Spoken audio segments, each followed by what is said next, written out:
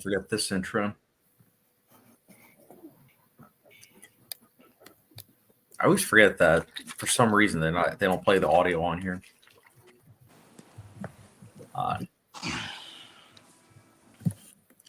Very odd.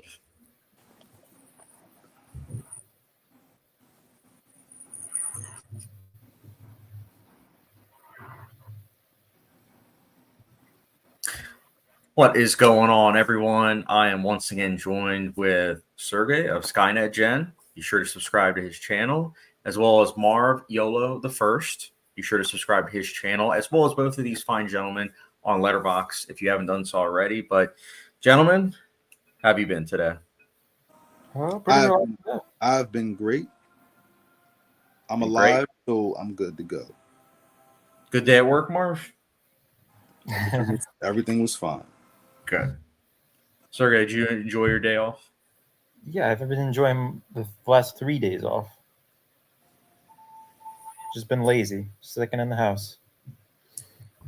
Hey, you need those lazy days, especially after long shifts and everything. Especially with how long your shifts are, it's needed. Yeah, and I'm doing overtime later in the week, day shift. Oh wow, yeah, that's gonna be a lot to get used to. Well, it's because the following week I also got that Maryland trip, and then we got our Airbnb thing literally like 2 days after that. That's gonna be fun. I'm excited for that. Marv screaming. I'm good, Marv? I'm good. I'm fixing this over here. I'm listening. I can hear you though. Hold on. Getting a candle. Let me see. Marv, I'm gonna buy you a flashlight. I swear. I mean, instead of that, give me a quesadilla or something. That'd be great. Quesadilla. A quesadilla. Oh, a quesadilla. Film Kid says, "Hey, what's up, Film Kid?" See, the boys are together. Marv, when are you going to be seeing Trap? That's Sergey's. By the way, everyone, that's Sergey's favorite movie of the year. He said it changed his life. Like, it was one of those transcendent experiences that it's just crazy. The fact that this movie exists, where it's like, is it the Citizen Kane of the horror thriller genre? Like, it? It did change me. I might not ever go see an M. Night Shyamalan then and film in theaters again.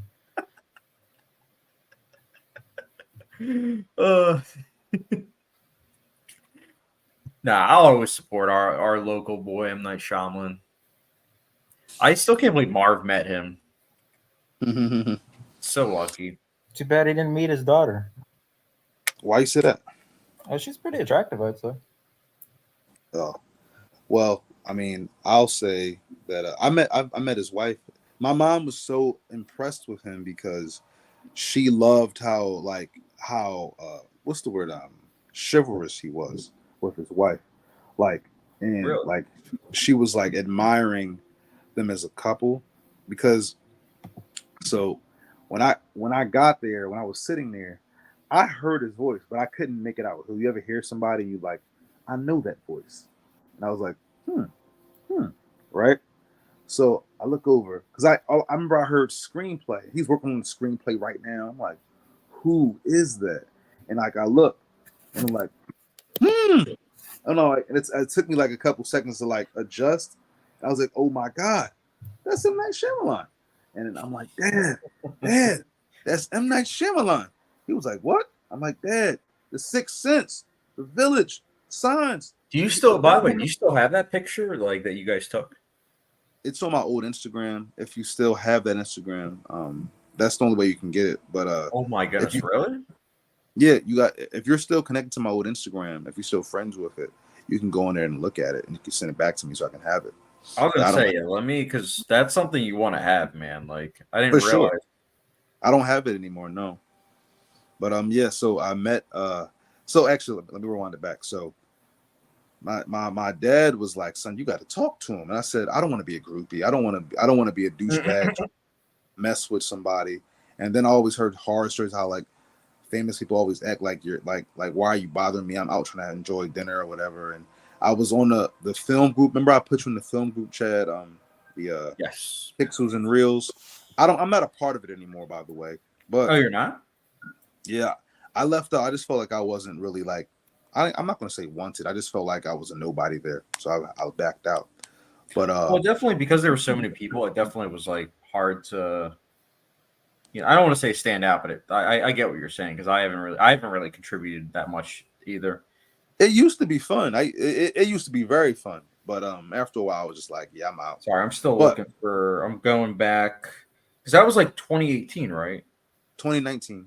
2019. Okay. So basically, I was sitting there and then I was on that page. I said, guys, I'm next to M. Night Shyamalan. What should I do? And everybody in it said, you should talk to him. You have to do it. Go Yeah, for it. I And agree. then my dad said, Mr. M, Mr. M. I'm like, I was like, Mr. M, how you doing? My son's a big fan. Can we get a picture? You know what I'm saying? We don't want me no problems. He's like, oh, sure. So, oh my God, I could cry right now thinking about that. He was like, sure. He said, hi, how you doing, man? I'm like, hey, I couldn't even speak. I was like, I just smiled and shook his hand. I was like, hi, how you doing? Appreciate you. And he noticed I was scared. He was like, how was your dinner? I was like, oh, it was good, sir. It was good. I shook his hand and he wrapped his hand around me and we took a picture. I'm And not. I'm on your. I'm not seeing it, but I do the older, recall. I think you sent it to. I think you sent that picture to me on my old phone. So I'll try to find like that because you definitely want to like have it's in that my picture. iCloud. If that makes sense, it's in my iCloud. So if I could get my iCloud open, I can get it. Yeah, because you want to, dude. You want to have that. Like that's the memory Yeah, itself is cool. Like being able to say like the but just backstory. the picture, yeah. Yeah, pictures a Um, thousand words or something like and that. it was very surreal because he couldn't have been nicer, and I just wish I could have spoke more to him. But I was very in shock. It was a very surreal moment, but I just felt like I don't know what I should say. I like, how you doing, sir? I love your movies. I wish I could have, but I think that he could tell. I didn't have to say anything because like if you look at the comments of the picture, it was a lot of people saying, you know what I see in this picture? I see a fan that's just happy to meet the guy as the guy is to meet the fan or something like that. And I think that you could tell. And he was like, when he walked away, he said, "Thanks, mom and dad." And my mom laughed. And then she watched his wife, and I waved to his wife, and his wife was really, his wife waved at me too. She was like this close to me, like I'm I'll say as close as I am to the window right now. And she waved, and my mom watched as like he waited for his wife to like be done, and like he like pulled his hand out, and he held her hand the whole way, and like stood in front, make sure she was okay. Like she liked just how he was a gentleman, and like how he moved and how he conducted himself. My mom really liked that, and my dad thought had swag because he had like the new Jordans on, like because he had on a suit, like a black suit. You saw the picture, Chad. Yeah. But he had on some Jordans for shoes. And actually, was he filming Split? No. This was after Split. This was This was I could after be, Glass. This was yeah, I after think Glass. this was after Glass. So it was probably when he was coming up with the idea for Old. Yeah, probably. I would say like that, like, which is interesting because Old almost seems like a film that when he was like in quarantine he like thought up, like it has Well, remember, quarantine came right after. So that is true. That's a good point. that was a really It great. is interesting because on that note, I rewatched Asteroid City today, and Nicolette's not the biggest Wes Anderson fan, but she actually like really liked the film. And watching that film, it's always kind of fascinating because it's like the pandemic. It's like that's like a time capsule because it's like you can see how certain directors were affected by quarantine and everything. Where it's like you see someone like M. Night Shyamalan who wrote Old, where it's like that's how he dealt with it, or someone like Wes Anderson, this is how he dealt with it, or Nolan, where it's like he dealt with it by making Oppenheimer. So it's just I don't know. It's very fascinating. I think. And it's one of those things too, where it's like in terms of like film history, it's people are definitely gonna like look back and like say, oh wow, like this is what was happening in history, and then this is why these filmmakers made it. And say what you will about Tenet, but thank God that film exists because if that film didn't come out, you wouldn't have worked with Robert Pattinson. If you didn't work with Robert Pattinson, wouldn't have gotten that book, and he wouldn't have read it and been like, "Oh wow, I should make this movie." So everything comes together. Side note: Film Kid says I saw that today in regards to Trap, and he gave it a 4 out of 5 stars, which I can respect. My rating is lower. Sergey's is a little bit higher. He gave it a 1.25 out of 5. I almost ran out of stars. Bootzilla, hey, what's up, everyone? Oh, Bootzilla's in the chat. What's What's up, man? Boots? We got Marv. He's got top notch lighting. He's gonna teach me and Sergey how to light our movies. Oh, thanks. Nah, like I said, I'm gonna buy you a flashlight, Marv. Mm-hmm. When we do like a horror live stream, that's when you can be like, "Hi, Marv." So I know Marv, you said you're not quite sure when you're gonna be seeing Trap. I'm seeing it on Tuesday. Oh, you're seeing it Tuesday? Oh, cool. That's cool. Yeah, I'm seeing it Tuesday, and then I have to see. I got to see. What is that called? Are we still seeing Alien? Of course. No, so we are seeing that? Well, not Airbnb weekend. Okay, That was in the group chat. That was like a hard, no.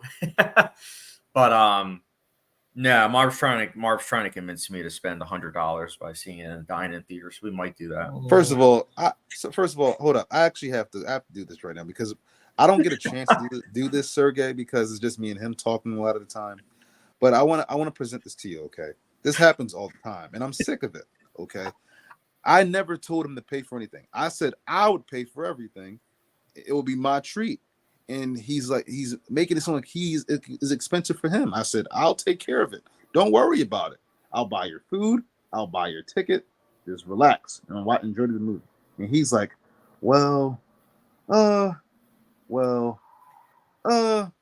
like as a friend, how do you feel? Your buddy's like, listen, bro, on me, whatever you want. Listen, just have at it. By the way, this is a verbatim conversation. I literally said that, like, Chad, you got like restrictions to what you can eat and stuff. So I don't know how that would work. I know it's gonna be like The Shining in the bathroom, and you won't even see what you're eating, and then you just like the lights turn on, you got ketchup everywhere all over you.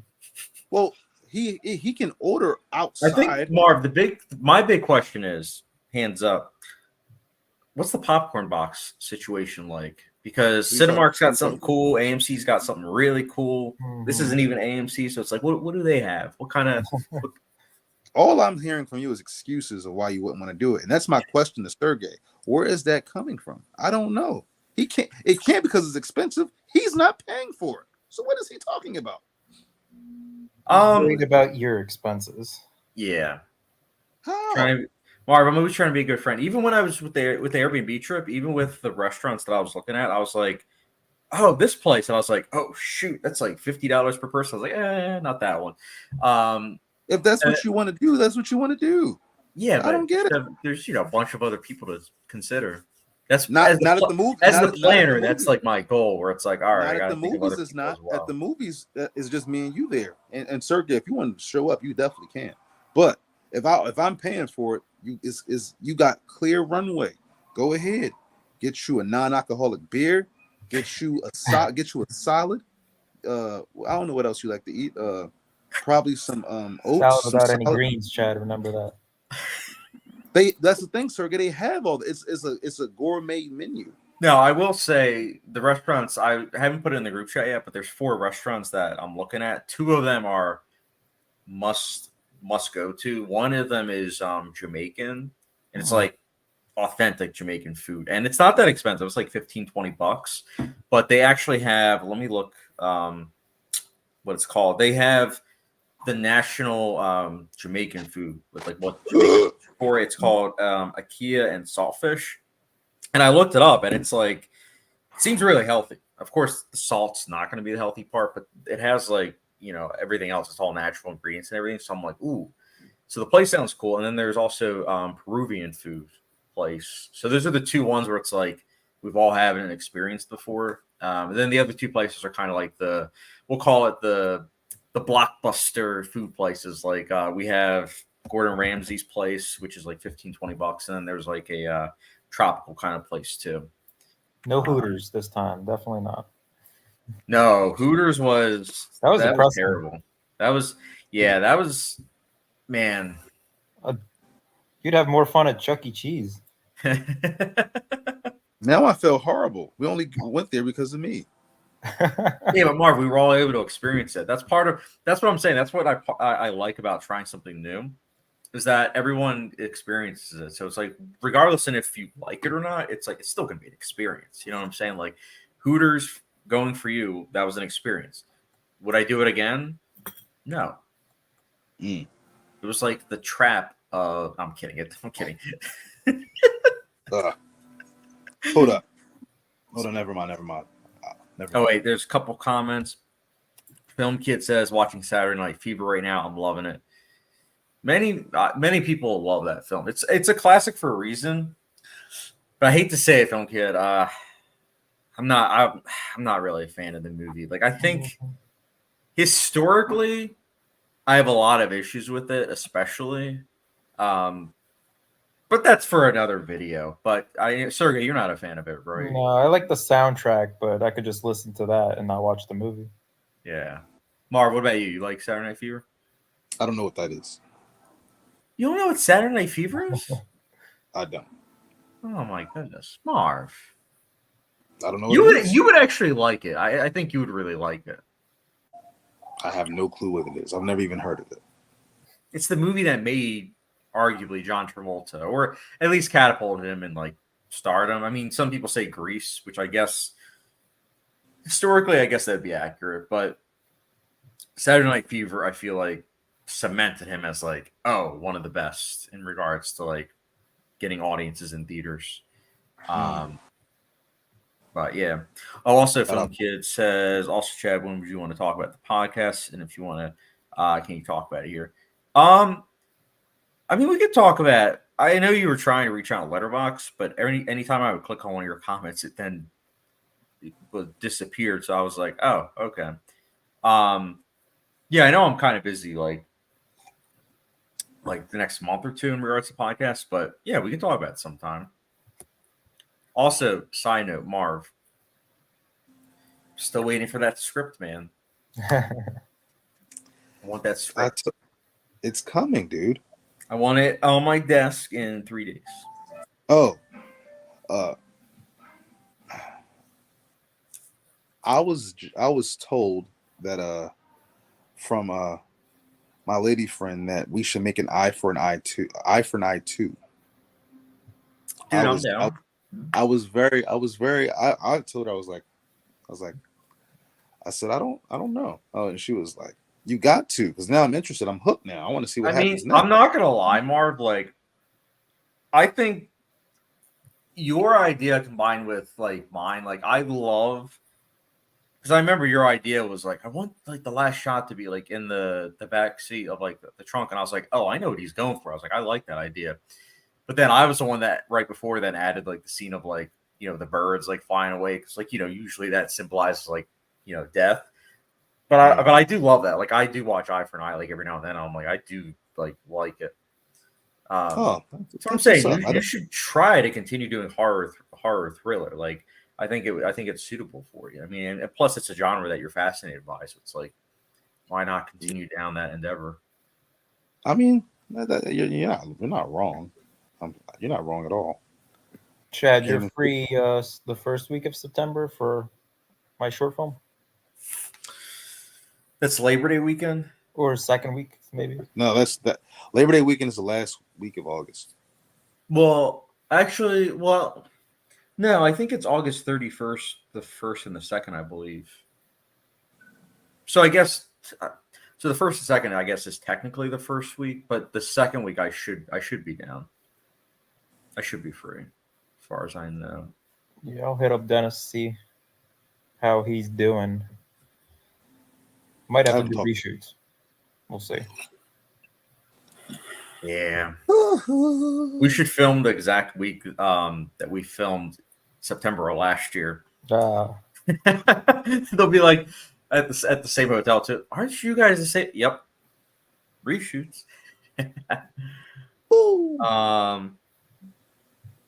Let's see. Film Kid says, if I'm able to watch Scarface, do you think I would be old enough to watch Mahala Drive? You mean Mulholland Drive, or because Mahala Drive? I'm not gonna lie, I've never heard of Mahala Drive, but Mulholland Drive, it's like apples and oranges. Because like one's like very violent, and then the other one's like, I don't know your. To be honest with you, I don't know your age, so it really also depends. Like I know for me, I watched Mulholland Drive for the first time when I was 18, and I'm glad that I waited that long because I feel like if I watched Mulholland Drive when I was like younger, I wouldn't have been able to appreciate it. What about you, Sergey? Like, do you think if you watched it like pre-18 that you would have been able to like really enjoy it? There's no way I would have appreciated it. But then even Scarface, I didn't really appreciate until I was much older too. That's fair. That's kind of the same with me. Like I thought it was like solid and good, but when I rewatched it, I was like, "Oh wow, this is like really well shot, and it's like got such a catchy soundtrack." Marv, have you seen Mulholland Drive? You asked me that last time. I always try to get people on the Mulholland Drive train. Yeah, Mulholland Drive is a lot more complex, and you have to be open to not getting all the answers right away, and that's going to be maybe fixed with multiple rewatches, even if at that. Yeah. Well, they're completely different movies.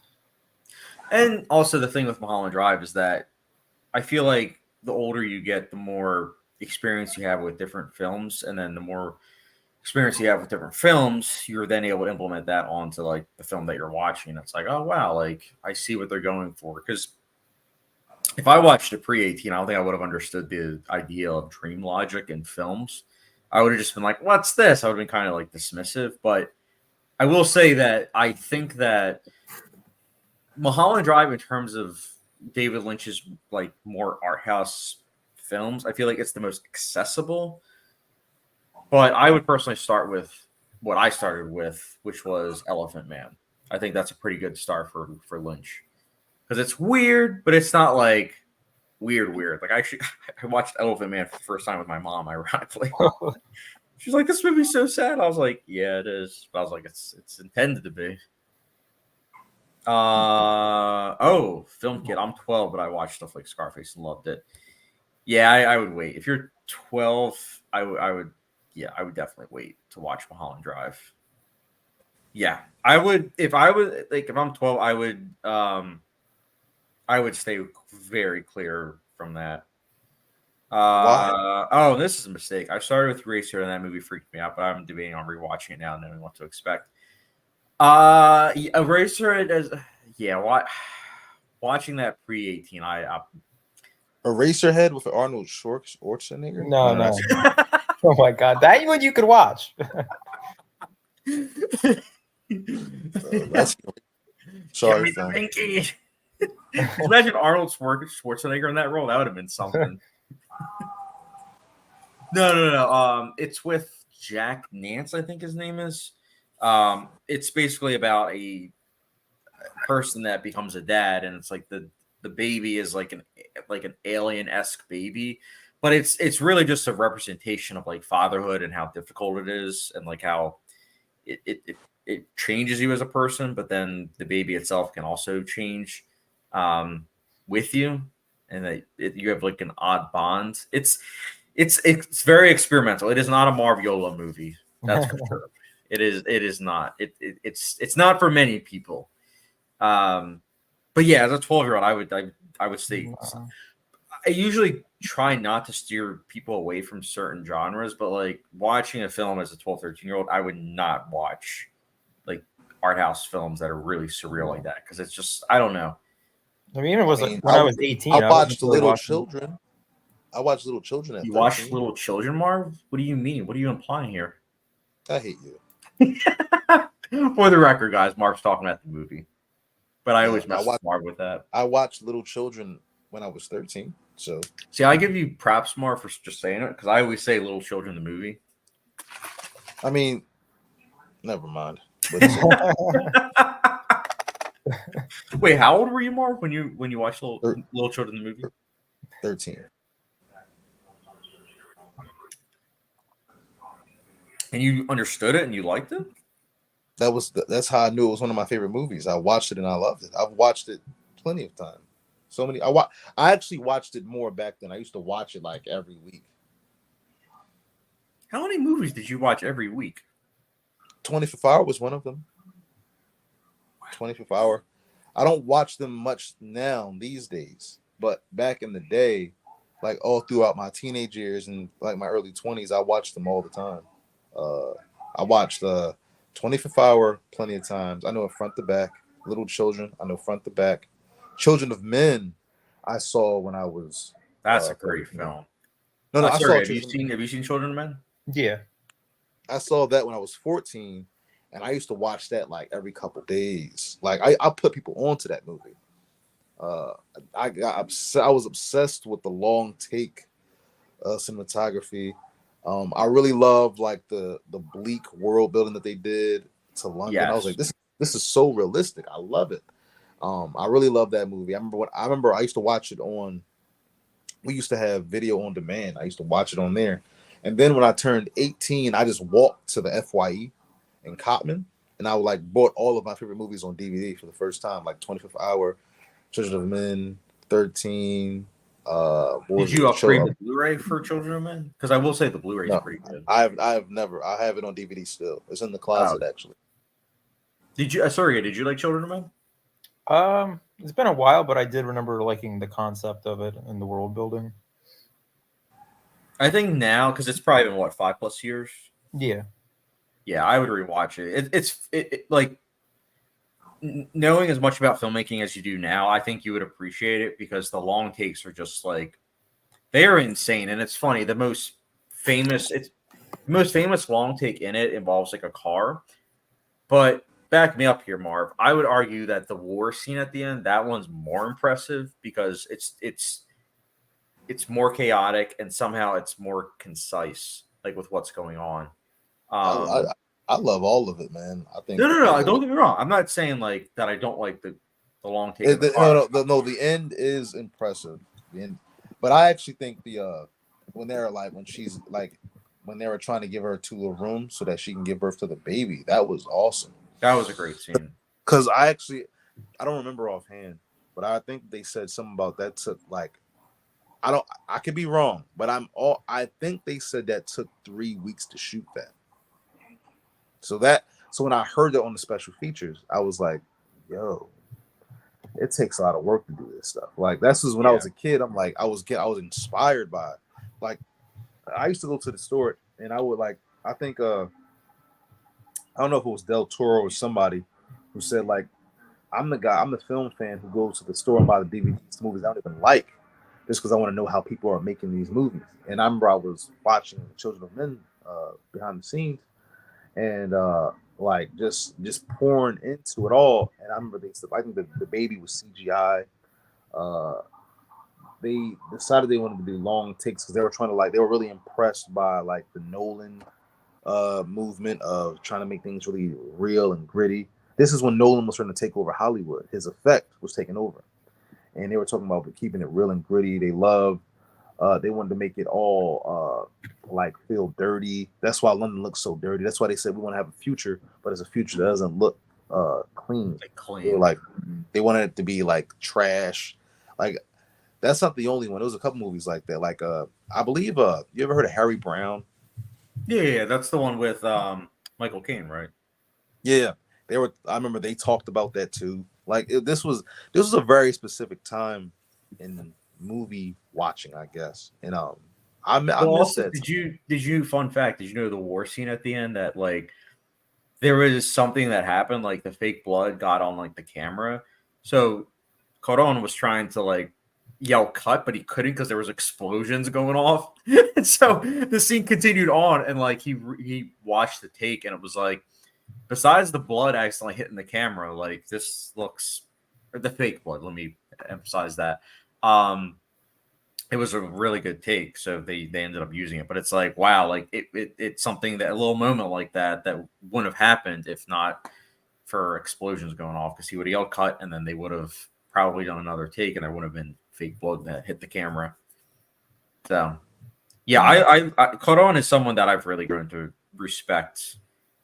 It's funny though, because Gravity I think used to be my favorite, but now I would say it's a fight between Ito Mama Tambien and Children of Men. Like those two I love, but it's like they're two very different films and they get two different emotions out of me. But I love those. And Gravity I love too, don't get me wrong, but like I think it's more like third place now, not like second. But, we do have a couple comments. Film Kid says, "See, I'm wanting to watch A Clockwork Orange, but I'm purposely waiting until my 13th birthday in November, just because I really want to embrace that movie on a good day." I would say 13th way too young, personally, but that's just me. Watch it, Film Kid. Marv, have you seen Clockwork Orange? No. I just saw it for the first time this year, and I definitely think he should wait. Yeah, I waited until I was 19. Unless you want to be emotionally scarred. Yeah, and you'll never look at Singing in the Rain the same way again. That's for sure. Like to this day, when I watch just Singing in the Rain, I'm like, oh yeah, yikes! And I'm like, oh no, this is Singing in the Rain, not Clockwork Orange. Oh, they're okay. And, what was it, Babylon? They sing it as well, right? Or they show clips of the movie. Yeah, they show. Yeah, Babylon's so good. Marv, you got to get on the Babylon train. I saw Babylon with Margot Robbie. Oh, you did? What'd you think of it? It was okay. That was okay. What's that out of 5? Out of 5? So I'd give it like a 6 out of 10.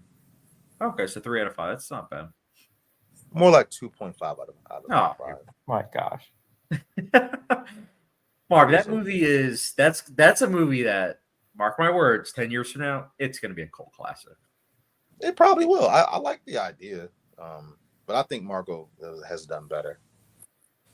I mean, she was really good, though, I thought. She was great. I just thought I, Tonya was better. I thought I, Tonya should have got the awards pushed that this did.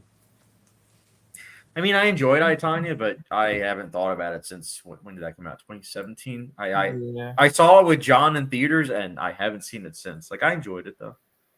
It just dropped in price on Blu-ray, and I was considering purchasing it, but I've only seen it the one time, and I don't know if there's more rewatch to that. But Goodfellas on skates. No, I'm kidding. So you don't like Goodfellas now? No, I never said I don't like Goodfellas. Remember? It's just good. I've always said, and Sergey can fact check me, I've always said it's not called Great Fellas, it's called Fellas. I've always said that. And if I ever have merchandise on this channel, I need to have a shirt like that literally You are a hater, period. I said I liked Goodfellas. Is Good Time just good too? Yes. It's just good. Goodfellas is better. I had a very good at the beginning. Very good house. Goodfellas is better than The Lighthouse. I mean, that's two very different films, but if I had to choose right now, I would watch The Lighthouse. I'm sorry, Marv. I want to see two old people. Well, not old people. I want to see two dudes fighting over booze, fighting over who gets the light, and just creating a mockery of themselves whilst also delivering incredible monologues. I want that. Also, Marv, speaking of which, I got on Snapchat, I got memories, I think it was like 2 years ago, of when I showed you The Lighthouse, and I'm like, oh, that was such a good time. It was not. Sergey, I literally got a migraine watching it. You did, because I remember we then went for a walk later on. And you were like, "Dude, I have such a headache. What was that movie?" And I was like, "I know, right? It's so good, right?" And you're like, "No, it's terrible. I don't even know why you love it so much." But you know, to each his own, buddy. Godspeed. I just love how the atmosphere that it creates and like the interactions with the characters. Didn't that inspire you to make Mortality? Yes, that and Seven Seal. Seven Seal. Those were two films that like I watched, and I was just like, yeah, black and white cinematography, especially shooting on like, you know, an iPhone like on a limited budget. I was like, black and white, I feel like would work. And then plus at that point, I was dealing with a lot of conflict, you know, in regards to my stance on religion. So it was like I had all those things going on in my head. So I put it on paper, and we got mortality. So I recommend to everyone, like if you want to go out there and start shooting a film, like I would recommend doing it, but I would also say shoot black and white. You can do a lot with it. And the only thing I will say that's kind of a downer is that I feel like the YouTube compression can sometimes with it, it's not as good as like, color, but Oh, we have a couple comments. Film Kid, What's Children of Men. So without spoiling anything, it's basically a film about a guy who gets like a chance to redeem himself. Like he's someone that's broken down. He doesn't really want to live, but he gets a chance to bring a girl from point A to B in a post-apocalyptic future where there's a lot of danger. That's all I'm going to say because I think on like IMDb or Letterboxd, I forget which it is. It kind of spoils like the third act. I mean, not the third act, the end of the first act reveal that I didn't know about the end to. I want to tell you right now that that's not a spoiler. I'm not going to spoil it, but that's not a spoiler. That's how it was sold. That was the. That's what I'm saying. Like, I'm glad that I'm pitching it to him the way that you found it. I found it only because it was like, oh, there's a lot of cool long takes. So I was like, okay, I'll watch this film. And if I knew what it was like, the actual end of the first act, like, I would have been like intrigued. But I also like the fact that I went on that journey of like Clive Owen's character, where it's like, oh, this is like, there's hope now. Like, wow, this is interesting. But that's just me. Film Kid, well, to be fair, I have already seen stuff that I should have definitely waited to watch later in life. And there's other stuff that I'm sure you want to wait even longer. Believe me. Texas Chainsaw Massacre. I'm glad I waited till I was 19 to watch that. Salo, I'm glad that I waited to watch when I was 25, 26. I like Cannibal Holocaust, like films like those. I'm glad I waited till I was Antichrist. Hold up. Yeah, Antichrist too. That that film. Hold up, Chad. Did you ever watch all of Spike Lee's movies? Of course, I have a ranking video for it. Yeah. So what would you say if I told you I saw the movie She Hate Me at 12? She Hate Me. Which one is that? That's the one where Falcon, aka Papa Dot, aka Anthony Mackie, he has to sleep with all the lesbians and get them pregnant. Wait, oh yeah, She Got Mail? No, it's called She Hate Me. Or you didn't see like, I feel like I mean I've seen it, of course, but She Hate Me. She Hate Me, that's what it's called. Oh yeah, I gave that a 2 out of 5. That's why. Really? Why? Dude, in my review, I literally just said like I appreciate him for swinging for the fences, but like everything else was disappointing. Meaning that sometimes if I have so much in my head that I want to say, I'm just like, I'm too tired. I'm not going to do that. Or I'm just. I think like sometimes I also just don't want to like heavily criticize like something, and I'm just like, here's 1 or 2 sentences. I'm done. I'm out. Like, I think you should rewatch it. Oh yeah, I'm gonna rewatch it 2 out of 5 star. To be fair, I've done that with a half-star movie, so yeah, maybe. To be fair, I have to. I'm calling you out again. You always say that your rating can change, so I don't even know why are you doing this to yourself? You said that your rating changed. What if your rating goes up? That movie, I highly doubt. You don't even remember it. Why are you lying to me? That's what I'm saying, though. So when I rewatch a film, even if I give it a low rating, it's usually because there's something that sticks out. Like, so a movie like Hannah, which is what got me to do reviews in the first place, it stood out because I was like, at the time when I was like, 15, 16, I was like, what is the score? Like, what is it with all of this like fairy tale stuff? Like, why is it these characters are running weird? Like, there was all these things where it was like memorable, but at the time in my eyes, it wasn't for the right reasons. This movie, I didn't even remember until I looked at Letterboxd. I was like, oh yeah, I saw it. Yeah, I gave it a 2 out of 5. Like, I didn't really remember. But you don't remember it. So what if you watch it like, oh, okay, I kind of see where he was going for. This is different. But you won't give it a chance. Point. Like, how I get the urge to rewatch something is I'll start thinking about it. There's nothing to think. Like, the memories, like in the very, very, very back of my mind. COVID probably is what really made it go out of my mind, honestly. Like, getting it. Oh, what a load. We got a lot of other comments. Godzilla is the Great Escape. Great. Most of us, if not all of you, have probably never seen that. It is great to me, at least. No, 2 out of 3 of us have seen it. Marv, I know you probably haven't seen it, right? The Great Escape. Who's in it? It is with what's his name? Steve McQueen. Yeah, Steve McQueen. Who's Steve McQueen? Oh, Marv. Bullet. You ever seen the movie Bullet? No. Papillion? What? Papillion? It's a movie with him and Dustin Hoffman. They're like prisoners. I'm trying to think of some other ones. Magnificent Seven. The 1961. I mean, 1960, no. I think it came out. No. He was big in the 60s. But Sergey, I think you really liked The Great Escape, right? Yeah, I think it's probably my favorite John Sturges film. Oh, wow. I've seen The Great Escape, but it was only once, and it was like 10 plus years ago. I forget most of it, to be honest. What was it? The Tarantino movie kind of ruined it for me a little bit. Yeah, Once Upon a Time in Hollywood, where they pay homage to it. Yeah, that was pretty funny. And in another world, we could have gotten DiCaprio over. We should have got Bounty Law. That would have been great. I'm kind of glad that they're not doing that, to be honest. Why? So my thing is with that, like Tarantino said after Once Upon a Time in Hollywood, he was only doing one more film. So I feel like him doing a film that isn't like a spinoff of something he already made would be kind of cool. So that's why I'm excited. I was originally excited he was doing a film about the movie critic. Now I don't know what he's going to be doing, but I hope it's something like, original that he's doing.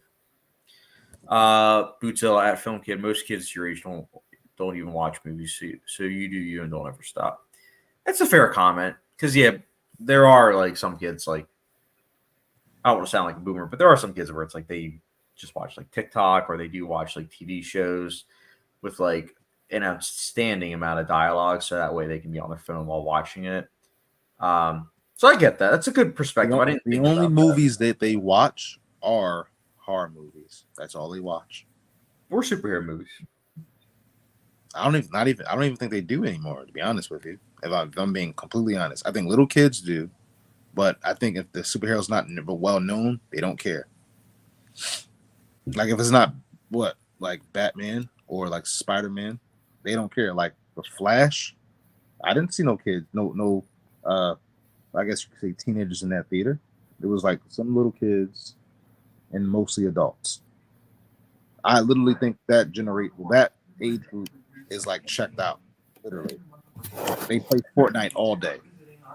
It is a shame too because it's like if people had the attention span to actually like sit down and watch a film for 2 hours, they could see why we love films as much. Where it's like it's not just escapism. It's not just something to put on in the background. Although some films you could argue are kind of background treadmill kind of movies, but a lot of movies are like really good and they can in many ways like give you perspective on certain things.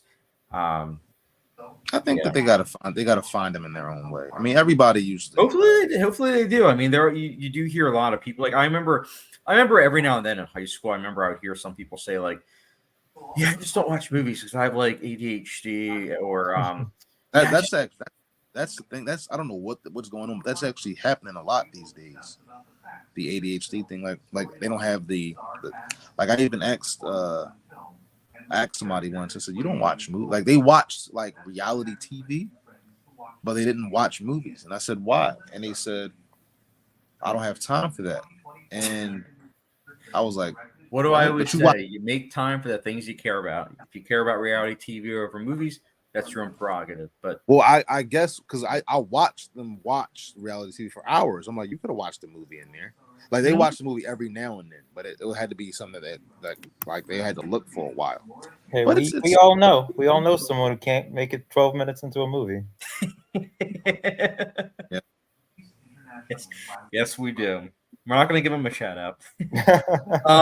Sorry, I was seeing a comment. I was looking for my ranking. So Bootzilla, which is better, Girl 6 or She Hates Me, or should I say which is worse? So I'm looking at my ranking, and I actually have Girl 6 as higher. She Hate Me is actually my Marv's gonna kill me. It's the third worst I've seen of his. Listen, worst? watch She Hate Me. I don't trust his opinion on this at all. I don't care what he's talking about. He can't even tell you why he doesn't like it. There's so many better Spike Lee films to watch. Liar. Do the Right Thing, Black Klansman, Malcolm X. You don't even know anything about She Hate Me. You can't even tell him why you don't like it. Watch my ranking video. Bootzilla, watch my ranking video. I filmed it 5 years ago. How am I supposed to remember off the top of my head? Boots, you know what I'm listen, saying? Boots, She Hate Me is fantastic, and I don't even like Spike Lee, so you know it's good. I don't even like his movies. Wow. She Hate Me. I've seen most of them. I didn't see the 5. I didn't see what. Say it again. Malcolm X. Yes, I did. What are you talking about? I didn't see the 5 Bloods, but I saw mostly everything else. I saw Jungle. Did you see Chirac? I did. That movie's terrible. Bamboozled. That movie is hilarious. I saw Bamboozled when it came out. Did it come out in 2000? I think I saw when I was 8. No, because when you were 8, the movie came out in 2015. No, it did not. Bamboozled? No, not Bamboozled. I said Chirac. Who said Bamboozled? I said Bamboozled. No, I I'm like talking about Bamboozled. I said Chirac is terrible. Bamboozle I love. I saw that. I think that came out in 2000. Can you check for me, or you can't? I can fact check you. Because Bamboozle's in my top 5 Spike Lee films. I love Bamboozle. Bamboozle's hilarious. I love the scene where, without saying it, of course, but I love the scene where Michael Rappaport has the confrontation with like the lead character about like the N-word, and I just love what Damian Wayne's like, what he's imagining that he would do to the character. Like, I just thought that scene was hilarious. He's like, he just like pretends to like punch him. Like, I was just like, oh my goodness, it's a funny movie. But Sergey, you haven't seen Bamboozled, right? No, I haven't. If you do, it is a Criterion film, but if you do, as a heads up, it was shot with like HD like cameras back in the early 2000s. So it has that look of the early 2000s. So it's not like that crisp film look.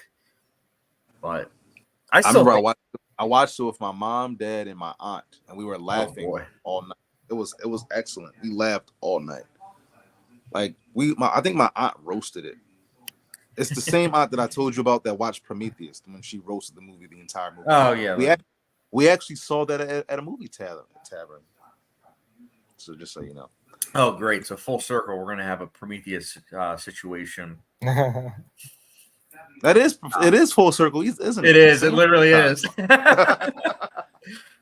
Oh, by the way, we have more comments. Film Kit at Bootzilla. It is kind of the one thing that I love doing. That's great, man. Yeah, you do you, honestly. It's good that, I mean, we're all coming together talking movies, TV shows, so it's awesome.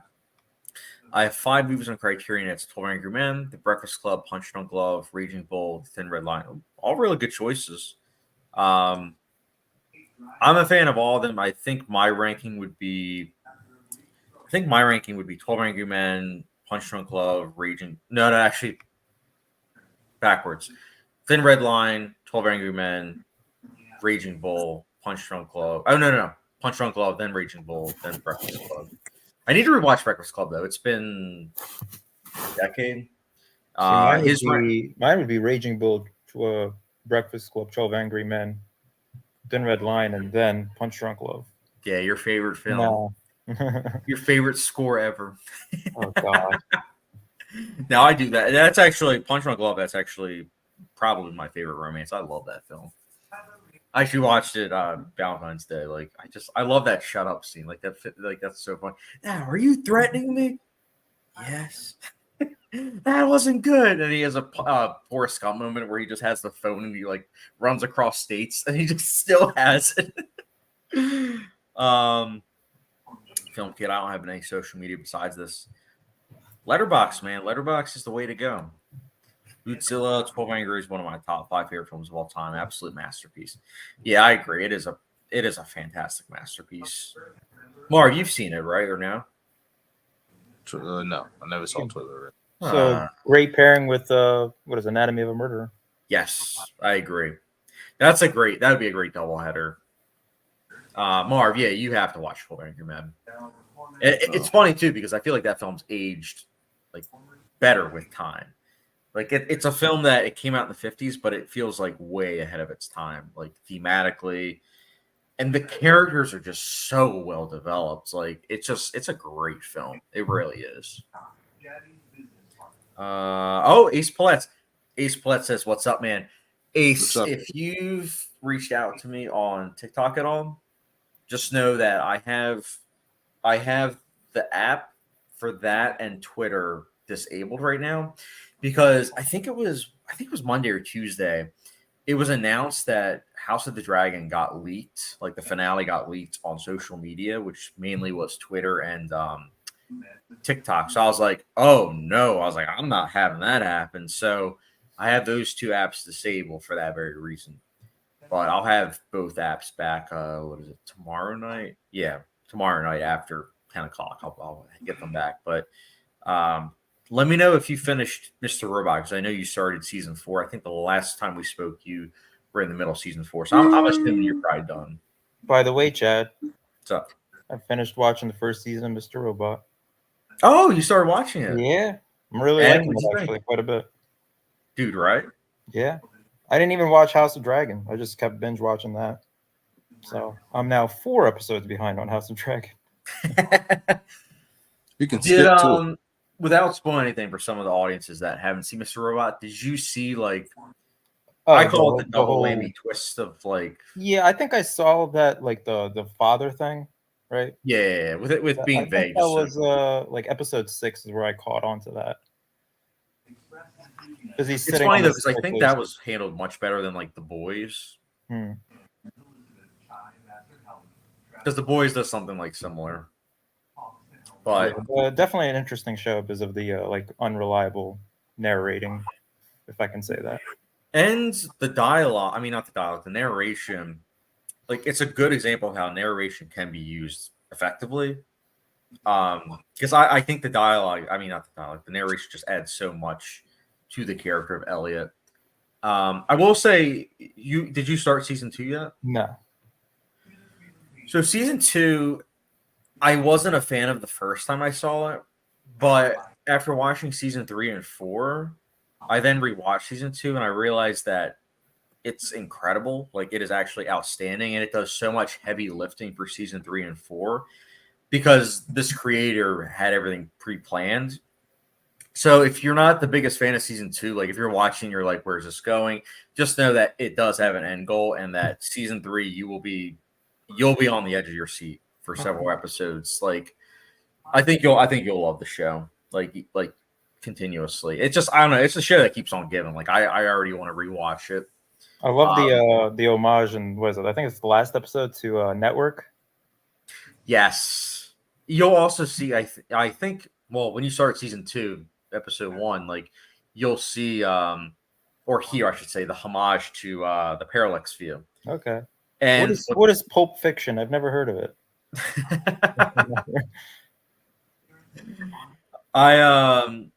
You'll also what's nice about it, since you haven't seen Blowout yet, they do pay homage to that film quite a bit. Like that's one of the main influences of the show.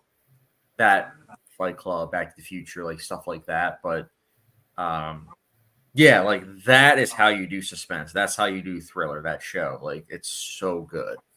Marv, you gotta watch Mr. Robot.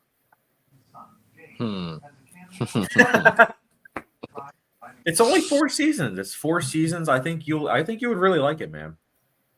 Oh, we'll have to do a trade one day then. Oh gosh, you're gonna give me like something like Yeah, I gotta watch. What is it? Who Got Away with Murder? What was that show you were asking me? I know what you did last summer or some shit. Yeah, that one. Yeah. Well, Yeah. I mean, I got not only that watch one. that. I mean that I got a lot of shows for you to watch. You know. I mean, So- if Marv actually watched Mr. Robot, I think Marv, I would watch How to Get Away with Murder. What's it called? I don't know. I know what you did last. I know what Murder, you did or I know last what you summer did or last something. No, yeah. that's for him. I have something else for you to watch, Chad. Oh boy, Yeah, so I'm scared.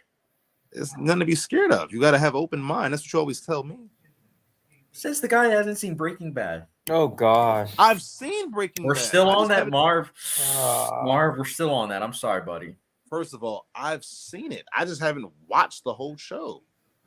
You've seen 1 or 2 episodes of a 62 episode show. I've seen a couple. I've seen more episodes than 2. I don't know how many, but I've seen a couple. 2.2. No, more like probably like 5 or 6. My brother loves it. My grandfather loves it. My mom loves it. They know it's I never said it was bad. I didn't say that. Actually, it's funny. My Nicolette and I, we were talking, like we were trying to go back and forth between The Sopranos or Breaking Bad to rewatch. And we both agreed, we're like, let's rewatch Breaking Bad. So we're on we just finished episode 3 of season 1. And it's incredible. Like it really is just outstanding. Also, I forgot that it was shot on film. Like it is great. But I also told Nicolette this. I was like, it's kind of annoying though, like watching Better Call Saul, because it's like if you watch Better Call Saul first, then you watch Breaking Bad, it's like, oh wow, this overly digital look, and then it just goes to shooting on film. So it's like, wait a minute. They have these 4K cameras, like, and like I don't know. It's just a nitpick, but I still like Better Call Saul. I don't want to get hate comments. I like Better Call Saul. I like The Sopranos, but all right, we're behind on comments. Bootzilla top 5 Spike movies are Do the Right Thing, Malcolm X, 25th Hour, Inside Man, and Black Klansman. I love this list. The only ones I would switch out are 25th Hour for Bamboozled. But besides that, love it. Film Kid, I'm going to see Ponyo tomorrow in theaters. I think Sergey, you've seen that movie, right? Yeah, I've seen all of Miyazaki's films. It's not my favorite of his, but it's better than Little Mermaid. Film Kid, the only Spike Lee movie I've seen is Inside Man. I'm planning to watch Do the Right Thing and Black Klansman. Both are excellent choices. You should watch He Got Game, Film Kid. It's great. Keep hating, man. Just keep hating. Goodness. That's one of his best movies. That's the one with Denzel Washington, right? Mm-hmm. Yeah, it's all right. It wasn't bad. It's a classic. It's a classic. Ace Plets. Oh, okay. Thanks for the heads up. Let's see. Next comment. Film Kid. I didn't mean to say Sparky. I meant to say Spike Lee. No, I got what you meant. I saw the typo. I wasn't gonna be like, who's Spark Lee? I got what you meant, like Spike Lee. Ace Plets. Yeah, I finished the show. Absolute masterpiece, in my opinion. Oh, great. I'm glad that you did. So, question: how did you like the finale of the show? Without spoiling anything for Sergey, because he just finished season 1. Like, did you get emotional too? Because I know for me, I got emotional. Like, I was just like, so good. They do such a great job with the directing of like the last couple. I mean, the whole show is well directed, but the last couple episodes, it's so good. Film Kid, have you seen A Bronx Tale? I love it. It's awesome. It was all right. Oh, hush, God! Oh. I watched it. So Kevin C, not Kevin Calmer, not the tall one, Marv. He has movie nights like occasionally, and so he had a Bronx Tale movie night. And yeah, it's very middle of the road. We all kind of were like, what's that? That was like the general consensus when we all watched it. I think it was like 6 of us. I think you're all like, you need to put some love on the. I think you have a problem with average movies. That's what I think it is. Because you just hate movies that are. Well, you just be like middle of the road. It's whatever. But middle of the road is pretty close to okay. It's pretty close to average. Like I would say, I feel like average is in that 5 to 6 range out of 10, and that's what I would give it, like a 5. A Bronx Tale? Are you nuts? Yeah. Get out my face, Chad. Or maybe I was generous and gave it a 2.75, which is like a 5.5 out of 10. Maybe you've lost your mind. I can't deal with you. Right Marv, I'm sorry I gave an average movie an average rating. It's not an average movie. I thought that's it's better than The Lighthouse. No, that's some fake news right there. I couldn't put The Lighthouse on in my house. My dad would be like, "What is this garbage?" Well, you don't have any lights in your house to begin with. Not the bedroom. It's a light right there. It's a light right there. Ace Plutz, how far are you on Sons of Anarchy now? So I'm on season 4, episode 3, and I think it is a step up from season 3, but I'm still not 100% on board. Like, I watched the first couple episodes, I think a couple days ago, but I haven't continued just yet. But I think it's definitely better than season 3. I mean, then again, what isn't better? in season 3. Are any of you guys watching the Cape Crusader on Amazon? I'm going to start soon. Which one's that? I've heard. It's the new Batman animated show. Oh, I was going to, but then I realized I have like 60 shows to watch, so I was like, nah. I'm going to watch it. I've heard it's Probably. great, though. Yeah, I'm probably going to watch. good actually. I'll probably start it on Wednesday. I kind of wish that it wasn't that they dropped all the episodes at once, though, because I feel like if they did drop it week to week, I probably could fit it in. But I'll start it on Wednesday. I'm excited about that. I can't wait to watch it. Yeah. Did you start? Yeah, I'm like 5 episodes in so far. Do you like it? I think. I was a little nervous after the first episode because I didn't like what they did with Penguin necessarily, but the second episode, yeah, that caught me immediately though. Okay, I'm excited then. Are you excited for the Penguin on this fall? Oh by the yeah, way, Film Kit says it's Letterboxd, but for TV shows, and then A Split says, yeah, I cried a lot. It's also what's impressive about the Mr. Robot finale is that it pays homage to like 2001: A Space Odyssey in like such a unique way. It's great. It really is a great finale. Bootzilla, he got game very good. That would be number 6 for me of Spike's films. Thank you, Boots. I think it was I think it might have been outside my top 10. I mean, I like it better than a lot of his other work, but that was all right. Film Kid Marv, I finally agree with you once. Thank you. It only took 4 or 5 live streams, but Marv, you finally had a W instead of L's. You had a lot of L's. No, they're L's to you. You know what I'm saying? I don't care what you say. The Lighthouse over He Got Game or Goodfellas, you get no play in my book, homie. The Lighthouse, ew. completely different movies. Yeah, I don't care. Goodfellas is a classic. No, I love Goodfellas. He doesn't, and that's the problem. I never said. Okay, you're just spreading some fake news. When did I say I didn't like Goodfellas? You always have to put the emphasis on good. You're like, it's Yeah. good. It's good. It's good. Like it's like called it Great Fellas. It's Or they like should have called it Outstanding Fellas. Or a it's like it hurts you to give it good. It's like you want to say it's okay. You want to. No, like, no. I could never say Goodfellas just okay because without Goodfellas, we wouldn't have Boogie Nights, one of my favorite films of all time. We wouldn't have had Trainspotting, one of my favorite films of all time. Do you hear this, Sergey? Snatch. It's a good movie because we wouldn't have had so many films. So like, they didn't exist. It wouldn't be good. Yeah, Sergey, he's saying it's good because he got movies that he liked better, that he thinks is better than that movie. Yeah. Stop it. Because it paves the way. Like I can respect that like a lot. I'm talking about the movie itself. Period. The movie itself's good. Okay. What'd you give it? I gave it a 4.25 out of 5. It's good. Okay, that's fair. That's actually that's not that's fine. Yeah, Mark's acting like I gave it like a 2 out of 5. Like I thought that's you gave how it like a 3 acting. or something. Yeah. no, Sergey, I gave how like he talks about it, you would think he gave it a 2.7. Yeah, yeah, pretty much. I thought it was a 3 or something. Yeah, the way you talk about it, that's how you act. You like, it's good. there it goes again. It's good. If you look at my rating reasons, like good is usually a 4 Can out of 5 somebody or watching go 4.25. check his letterbox, please? I don't know if that 4.25 is right. Yeah, It is. You guys can. I'm gonna make a slipcover for you to put over your Goodfellas Blu-ray. It's gonna say Great Fellas. That's a great movie.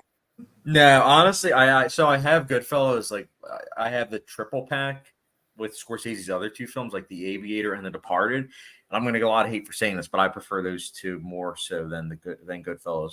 You prefer? I bet you prefer The Lighthouse better than Goodfellas. Oh yeah, right. We already discovered that. You do. You rather have William but Dafoe. that's what's great about film. It's subjective. Like I like it more, but also I still like Goodfellas. I don't know why I have to keep saying it, but I like Goodfellas.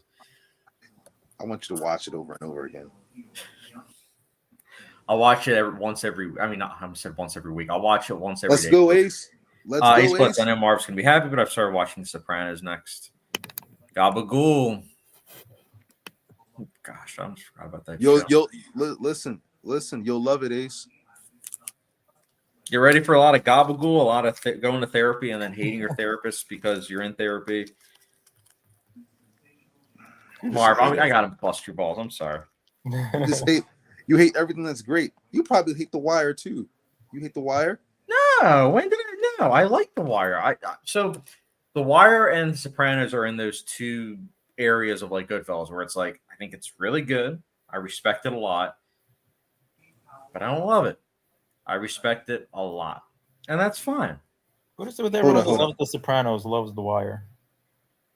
I think The Wire is better personally. Like I think that The Wire changed my wire of thinking versus Sopranos. I liked it. It was good. I saw what it did for TV, but The Wire just has so much more going for it because each season's focusing on like different people. Like there's one that focuses on dock workers. There's one that focuses on like the school system. That's probably my favorite season. It is mine too. That's mine. It's so it opened my eyes because I didn't realize that that's how like this is the ignorant. That's how my suburban boy out of me. But it was like I never really realized. Chad, no nonsense. That's how my school was.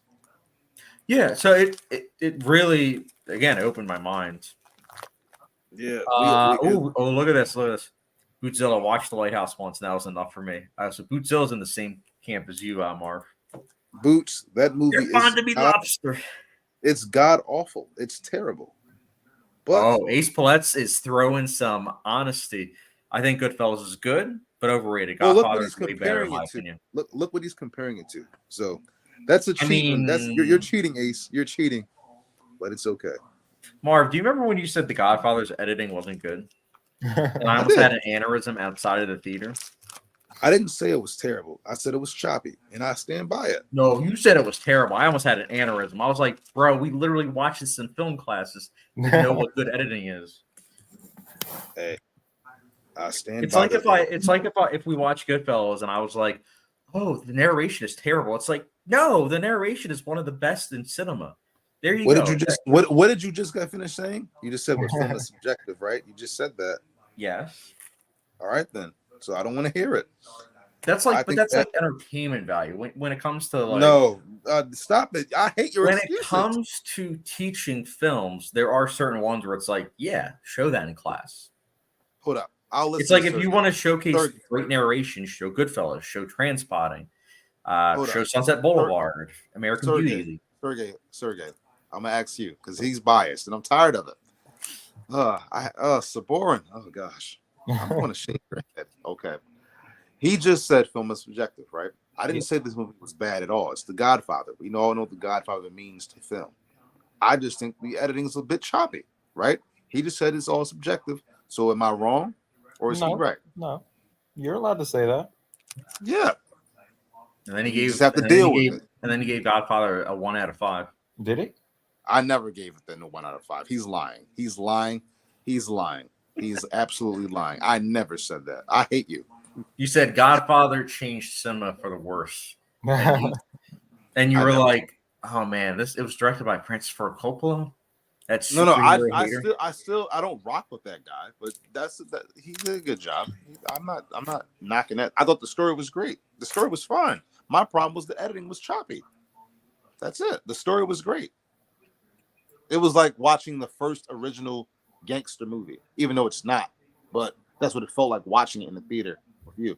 It felt like I was watching the first ever gangster movie. That's what it felt like to me. I mean, it's definitely the one that you see gangster films pre-Godfather and then after Godfather, and there definitely was like a change to it all. Like if you watch like James Cagney gangster films, it's a lot different feeling than watching Godfather or years later something like Goodfellas. Film Kid Marv, Chad gave it 4 out of 5. Which one? Which one was that? Goodfellas. Did I give it? I thought I gave it a 4.25. Thanks, Film Kid. Let me see. I wonder what you gave The Lighthouse. 5 out of 5. No, I gave it a 4.25. I'm literally looking at it. I gave The Lighthouse a 3 out of 5. Why? Right down in the middle. Why? Why a 3 out of 5? I want to ask somebody who's not biased. Why? I enjoyed the atmosphere and the performances and the cinematography. And the story? the story, there isn't really much of a story. It's what you make of it, kind of. Why are they there? You're just there with them, and you're in the madness with them. Kind of, it's more of an experience. I feel like It was so mind-numbing. My head was in so much pain. I would revisit it again, though. Never. I'd never watch it again. Your rating, Sergey, your rating will go up too. Like 5+ years later. Don't listen to it. It'll go down because it's terrible. No way, because I think Sergey now will be able to appreciate that. It's like with what the filmmakers are intending to do, they succeed. Like no question about it. They fail in every possible. They're having a character study on what happens when you are stuck in an isolated area with nothing but someone that you can't stand, and that escalation that happens. And also, I think that the more history you know, also the more effective it is. Like when I watched it the first time, I wasn't a fan of the ending, but then I looked up what they were going for, like with Prometheus and everything. And I was like, oh, that makes sense. Like there's the one shot of like William Dafoe naked, like he's having like a pose, and I'm like, I know that pose, but I didn't remember. And I was like, I guess I should have paid attention more in like ancient myth class. But then I went online, and I was like, oh, that's the pose, and like, you know, without spoiling anything, that's the pose of the story of Prometheus. Let's see, Film Kid chat right now is only good because I like a film better than it was only good because it inspired that film. Yeah, I'm not saying that. That's not my That is word. what you're saying. That was it. That's what we just talked about. No, that's not what I said though. I said it was good. I think it is quite good. And I'm saying that I respect it a lot because if it didn't exist, we wouldn't have gotten films that I absolutely love. And I think that's okay to say. It's just like if someone were to say they don't like Psycho, one of my favorite films, one of Sergey's favorite films. If someone were to just say Psycho is good, but they respect it, I don't think there's anything wrong with that because Psycho was monumental in American cinema. Like if you didn't have that film come out, if you didn't have Hitchcock, an individual with so much clout being able to make a film that got past the Hays Code and pushed it to its limit, we wouldn't have gotten the late 60s. We wouldn't have gotten the 70s where these filmmakers created all these films with like heavy violence, heavy nudity, and the code disbands. Like we wouldn't have had that happen, I think. So yeah, if someone were to say they thought it was good and not great, it's like, okay, that's fair, but at least they acknowledge like its importance. And that's just like with me. I think Goodfellas is good, but I also acknowledge its importance in history. And I think that's okay. So setting the record straight. He splits. I only done the first episode of The Sopranos, but I already really like it. Yeah, I remember the premiere being good, but it's been like 6 years since I've seen it. Brazil, no bad talking about the greatest show of all time. That is The Wire. I like The Wire. I think we all do. I know Sergey hasn't seen it, but I know Marv likes it. I will say The Corner is better than The Wire. For sure. I still need to watch that. It is only 6 episodes. But it is the most natural direction in acting and writing ever. Ever. New Marv, look at this. What? Although I think The Sopranos is a great show, it went on for 2 seasons too long and got caught up in the hype of its own self. That could be true. I have to rewatch it to come to that. But I'm not mad at that. I actually think some shows end too early, like Game of Thrones. I think Game of Thrones should have ran on for another 3 seasons. And it would have been yes, it should have been. It would have been known as the greatest show of all time. No, it should have ended 2 seasons earlier. No, it should not have. Yeah, it should have. How? It was still The writing. They ran out of material. I mean, they had to wrap it up. I mean, look, you guys know my stance on season 7 and 8. Like, I like season 7 and 8, but my favorite episode of the show, as the filming of this video, of course, is the season 6 finale. And I do think that you could end watching it there. Like, if you don't like season 7 and 8, you could end it watching there because it does reveal certain things and it does set up like certain people in positions of power. So it's like it is a pretty great ending. So You said Again, I'm season saying that six. as someone that You said- does like season You 17. said season 6, episode 8. 10. Episode 10. It's the finale. Of season 6. Yeah. I'm trying to remember what that one was. Winds of Winter. It's when, without spoiling anything for other people, it's the one where Jon Snow's heritage is kind of revealed. Cersei does some like dastardly deeds. You see In the Jaime. finale? I gotta watch it again. Mm-hmm. You do, bro. This isn't the Battle of Bastards. No, that's episode 9. Okay.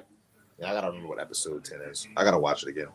But my point in saying this is that I really feel like they had three I don't know, I forget the word that you use for it, but they had 3 potential large story ideas that they crammed in the season 8, and they rushed through them to get to the finish line.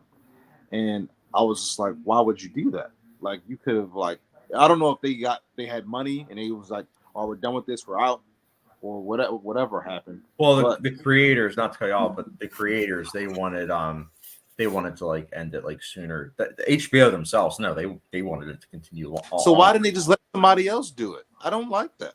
That's because not they're fair. creators. Why would you want to hand that off to someone? Usually, it doesn't work out. Like if you look at they rushed it, and it's not fair. It's not fair at all. Like it sucks. Like I all right. So here's what I saw happen. Right. So they built up to the night. I don't want to spoil anything, but they built up to the the long night. You know what I'm talking about? That episode. Yeah. All right. So they built up to that, right, for the whole show almost, and we got it. I like that episode. Most people don't, for whatever reason. I like it. I like it. But I wonder if they should have made that the whole season. Not that battle, not that episode, but like have it be more around, I guess, gearing up for that, and like the pre of that, like the pre long night, during long night, and post long night. I guess. Like I thought about that because I thought they got through it too fast for something that was built up for so long. And then, I mean, I think that with the long night, personally, kind of glad it was just one episode because the whole history that they were showing, like the build up to it, it's one of those things where history and fantasy are 2 different things, and I feel like that the show does a good job of showing where it's like, well, here's how it happened in the history books, but then here's what everyone interpreted as, like the everyday people. So I always liked how Game of Thrones showed those 2 different perspectives, and it's like when you actually saw the characters that were reading the history of it, it really was in the past something that didn't happen that long. Versus when you hear people tell the stories, like, and spread it down from generation to generation, it's like it's so much more. So I like that. I'm fine with, and I do think that they do spend some time the following episode of Long Night, like going over the details and everything. But I do think that maybe they could have extended a little bit. Like I would have been okay with that. But 3 more seasons, I don't know about that, man. Like that. Not 3 more seasons of the Long Night. I was just saying that. No, just in general, I don't think 3 more seasons would have been necessary. And I'm saying that as a huge fan of the show because you had the Battle of I guess you can call it the Battle of Winterfell. I guess. Then you had the Cersei versus Daenerys storyline. Then you had the Mad Queen storyline that Daenerys became. I don't want to spoil anything, but Oh, Marv. Yeah, let's get on. We have a lot of comments. And I don't want any spoilers for Game of Thrones. Can't articulate season 1 The Wire is its best season. It's fair. Bootzilla, The Wire ranking 4, 1, 3, 2, 5. I go back and forth on 1 or 2. Yes, 5 does suck, Boots. It sucks. Splits, I plan on watching The Wire later this year. I look forward to hearing your thoughts, man. See, The Wire, I wouldn't mind watching, but Sopranos, I know I'm definitely not going to watch. Why? I have no interest in watching it. It's too long. Why? But why? I want to hear your thoughts. Why you don't want to watch it? I'm not big on gangster films to begin with, so I know it just won't interest me. Any reason why you're not interested in gangster films? I'm not sure. Just never, Like, not enough intrigue in that. so you don't like Goodfellas either? I do. It's one of the few Okay. that I like. Marv, nobody in this chat hates Goodfellas. We He's all ready to like attack it. anybody that hates it. I think Sergey likes it more than me. Like I think he gives it higher than a 4. I mean, Do no, you I like- think you gave it. No, you gave it 4.25. I gave it 4. Do you like The Departed? Oh, No, it's all right. I love Marv. I'll be back in your good grace. I love The Departed. Yeah. Yeah. See, All right. now in good grace. Hold up, Sergey. Do you love The Town? I do. You do? Sounds really good. Yeah, I there we liked go. it better when it was called Heat, but no, I'm kidding. Oh, Josh. Oh, I actually did want to send Chad. So, I can send it to you, and you can send it to Sergey. But remember we watched that movie Live by Night? yeah, I do remember Is that. that the Ben Affleck movie? Yeah. Uh-huh. Chad. So I know that we both watched it, and we both said that it was unfocused, right? Yes. So I watched the video, and I keep meaning to send it to you, but there's this guy, and I don't know who this guy is. He doesn't have a big following, I don't think, but he made this video, and it did get enough views where it got some traction that it floats around online from time to time. Oh wow. And it's called The Movie That Broke Ben Affleck's Heart, right? And it's such an in-depth look at not only the movie but how it was made in Ben Affleck himself. I was like, Chad would love this. It pretty much goes on to say like the reason, like, because it was a misfire, right? Not only was it a box office flop, but it was a critical flop as well. Yeah. And it was like it changed everything. It actually kind of altered his DC career too. I don't know if you know that, but he dove into that, and he like spoke about how like before the movie, Ben Affleck was like the golden child of Warner Brothers, like as like he did The Town, Gone Baby Gone, Argo. He was Batman, right? And then they also wanted him to direct the Batman movie, right? So he was like the crown jewel of Warner Brothers at this time. And that movie was like the prelude to his Batman movie, right? But he kind of got into how Ben Affleck was like, why is everybody excited about the Batman? I got Live by Night coming out and yada yada yada. Then Live by Night came out, and like it was widely rejected, right? And he goes on to say that is Ben Affleck actually a good director? And I was like, what? Nonsense. Then he broke it down his point. He said that before Live by Night, he actually had like The Town and Gone Baby Gone and Argo, not Argo.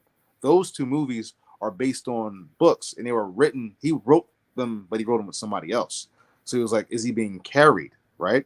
Then with Argo, I forget who wrote Argo. You would probably know better than I do. It's the same writer that did Batman v Superman and Rise of Skywalker. Yes, Chris Terrio. Okay. Yeah. Wow, what a career come down. Oh God. You'll have to send me the video. We actually are way behind in comments though. Film Kid Chad, are you saying that you think films with nudity are your favorites? No wonder your favorite film is American Beauty. No, not at all. American Beauty doesn't even really have nudity. It has like one scene, and I love it. Marv is the one to talk about that. No, my point with the Hays Code is that if we didn't have Psycho, we wouldn't have had the Hays Code disband, and I think that was something that it made filmmakers not be as restricted or constricted, I should say. So it's like I think that's a good thing. Artists not being constricted, I think that's a good thing. I think it's for the better. Film Kid Check. Can you make fun of my Letterboxd account? No. No.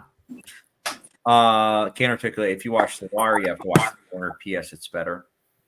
Maybe I'll watch it then. I have heard Marv say that and other people as well. Watch what? The Corner. Yeah, for sure. Bootzilla, Game of Thrones for 3 more seasons. They ran out of ideas once they couldn't rely on the books, and it showed big time. Everything was sloppy after season 6. Yeah. Bootzilla and Marv not on the same page. Bootzilla, what's your letterbox at? Film Kid. And then Ace Blet's the way he ranks. The way I rank Mr. Robot seasons is 4, 3, 1, 2. That's fair. For me, it's 3, 4, 2, 1. But 3 and 4, I told Ace this.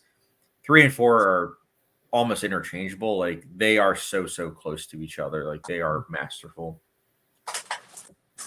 The View with Drew. Hey everyone, what's up? Hey, The View with Drew is in the house. I'll be checking out, I actually didn't think I was gonna like The Sopranos, but I'm really enjoying it. It's a good show. I'll be checking out Hell on Wheels next. That's the next show. Oh, after Mr. Robot? Maybe even at the same time. I can articulate The Departed is the best gangster movie and Scorsese's best. That's fair. It's up there for me as one of my favorites from Scorsese. Like I do love The Departed. Like that's a film that went from when I first saw it a decade ago to a 3.5, so now it's like a 5 out of 5. I usually try to watch it once a year. Like I need to do a video that's like top 10 best like paced movies because like I think that one is pretty perfect in regards to pacing.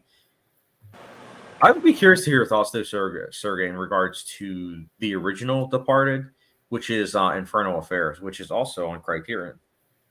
That's 2 movies though, right? 3. Oh, okay. And each one goes downhill. Like the first one I gave, I think 4.5, and I think the second I gave like a 3.5, and then the final one I gave like a 3. But it's funny because Scorsese takes all 3 movies and he trims the fat from them and he makes it to The Departed. And I think honestly, as a whole, The Departed is much better. But Infernal Affairs, the first one, is so good. The View with Drew. What do you think is M. Night Shyamalan's worst movie? I know. I think I have The Last Airbender. I have either After that Earth. or After Earth. After Earth. What about The Happening? No, that's hilarious. That's fun though. That's like bad, but it's fun. Yeah, that's true. That's fair. Yeah, After Earth was. I feel like After Earth was just so dull. Like, holy cow. That was him trying. Well, Will Smith trying to get his son, his acting career going. Yep. Yeah. Bootzilla After Earth for worst M. Night. Fair. Film Kid at Bootzilla. Film Kid 14. I gotta go, but have a good live stream. Thanks, Film Kid. It was good seeing you, man.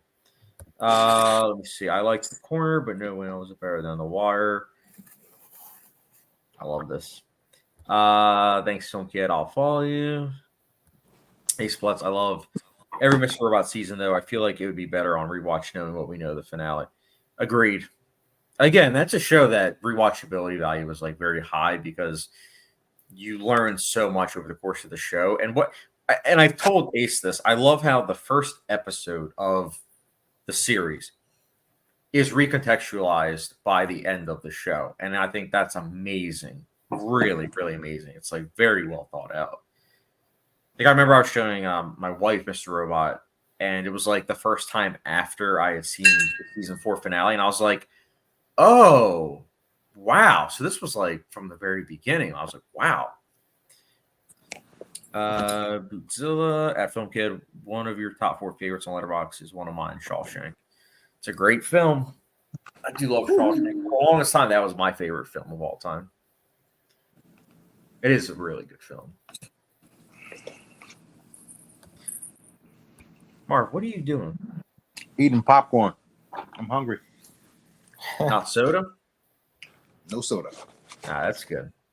Have you got the grams down from 500 to 100? I don't know. I just been drinking a lot more water. I only had soda today. That's good. Yeah. We need the beach told you. body in 2 weeks, Marv. I don't think I'll have it, but it's okay. You can cut out sugar. Yeah, I have, but I mean, I told V that I was going to start holding my stomach in. Well, let's see how that works. Just cut down the sugar. You'll be good, Marv. I promise you. Ace Plutz, I think Elliot is one of the best main characters in TV. I agree with this. I also, going back to what I was saying, how you respect the original of something, even if you might like the influences more. That's the case with Elliot. Like Elliot as a character was clearly him and the therapist, like their relationship is clearly very much so inspired by The Sopranos. And The Sopranos has an episode called The Pine Barrens. And Mr. Robot has an episode in season 4 that pays homage to that episode, mixed in with like Mulholland Drive. And again, I think that as much as I like the Pine Barrens episode of The Sopranos, I do like Mr. Robot's rendition a lot better. But again, I owe a lot to it owes a lot to The Sopranos because it inspired it. So that's what I'm saying. Like I respect The Sopranos. So that's like me saying I like Halloween, but I appreciate Psycho. Yeah, that's fine. Like if you were to say that you like Halloween more than Psycho, but you still respect Psycho a lot, like that's understandable. That's fine. Okay. It's only if you're like dismissive, where it's like, oh, I just like like trying to think of a film. Oh, I got one. She Hate What? Me. He Got Game. What did they inspire? Hold on. This is good. They inspired all of Marv's films. In some ways they have. I don't even like Spike Lee. But no. So He Got Game is I add that to my collection of like movies that like inspired me as a child because I saw the movie when I was very young. I think I saw it when I was Chad, you can fact check me if you want, but I think it came out in 1997. Let me see if I still have it up on Letterboxd. He Got Game was 1998. All right, yeah. So I was. Yeah, I gave it a 3 out of 5. It's not bad. Does it say what month? Well, whatever. I was 5 or 6. April of 1998. It looks like. All right, so I was 5 when I saw it, right? So it had a profound impact on me. Like I think this was the first time I ever saw Denzel, right? I saw it at I told you about the old theater that we used to go to, Cheltenham. It was, I think, I don't know, it wasn't crowded. I think it was just us in the theater. But I remember being blown away by Denzel and his acting. He's great. He's fantastic. And I just love Denzel so much, but I also love the attention to detail. I love the, what I like, the naturalistic performances. I like the like, it felt like the world was lived in. I really appreciated the relationship dynamic of, I don't want to spoil He Got Game, but the father-son dynamic, that was awesome. I really love Jake's journey. That's his name, right? Yeah, Jake. I don't know. I forget. It was years ago when I saw it. I just want to say Denzel's character's journey. I love his journey throughout the movie. I love the people that he meets along the way. Do you know Mila Jovovich? She's in that movie. She's awesome in that movie. Did you know yeah, she is? She does stuff. Ace Plett says, season 4, episode 4, Mr. Robot was fantastic. Loved without spoiling the character conclusion they did in the last scene, if you know what I'm talking about. I do. And I do agree. And I think what's also great about that episode is that it's a Christmas episode. And it's done so well. It's a Christmas episode mixed with Sopranos, mixed with Mulholland Drive. And somehow it works beautifully. It's great. It really is. And that's also an excellent episode in regards to writing, how like all the characters are dealing with the themes of that episode. It's so well written. Also, Can't Articulate says, this is for Marv. This is for you and me, mostly you because you were the director. Can't Articulate, that Philly's Finest short film was great, y'all. See, man? It's very enjoyable, Marv. I can't tell you how many times I show that to friends. So CA, I just want to let you know I appreciate you. Thank you for saying that. I really do mean it. That short is not, I don't hold it in high regard, and it was a very bad memory for me. But I'm glad that you did like it. I hope that it made you laugh. That was the intent the whole time, by the way. And I want to give a shout out to V, who, if you're still watching, she also said that she loved it too. She thought it looked good. She thought it looked really good. She thought it looked better than Eye for an Eye, I think. And I appreciate you saying that, CA. I wish it could have been better, but thank you. Oh, I think that you made the right decision with. I remember Eye for an Eye. The one thing that I had to meet in the middle with was that you shot Eye for an Eye like 60 frames per second, which I was like, Marv, I don't think this is a good idea. and then you shot Philly's Finest, I think 30 frames per second, which I think was the better call. Or maybe Philly's Finest was shot 60 frames. I'm pretty sure it was 30 though. It was not. Let me check. I actually can look on my laptop right now. Go ahead. I'm pretty sure though. Because Philly's Finest looks way better. Way better. It does look way better. I think it's because of the nighttime shoot, and the natural lighting from all the surrounding areas. I think I like the camera angles better in Eye for an Eye, but I would say lighting wise, yeah, I would say Philly's Finest. Mm-hmm. I might have Philly's Finest on the other. You drive. Lost it. You lost it. No, I didn't lose it. Okay. No, I literally have it on my YouTube channel. I mean, like the drive which it was edited on. No. So I have, because of space, I have 2 terabyte drives. So the one got full, and that has like Will Open Drive, Eye for an Eye, Philly's Finest, like all that kind of stuff, as well as other reviews I've done. This one is it's like the newer one, although I either have to delete certain videos or get another drive. But I don't think it's on this one. We might have shot it on 60 frames. You're the director, but I still don't know why you shot at 60 frames. That's just what I wanted to do.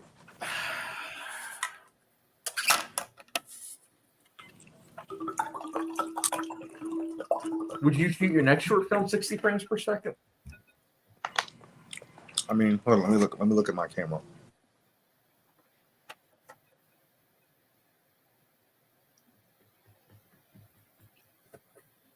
Oh, Ace Palette's about Mr. Robot. Season 4, episode 5 was incredible. How it was all in one shot.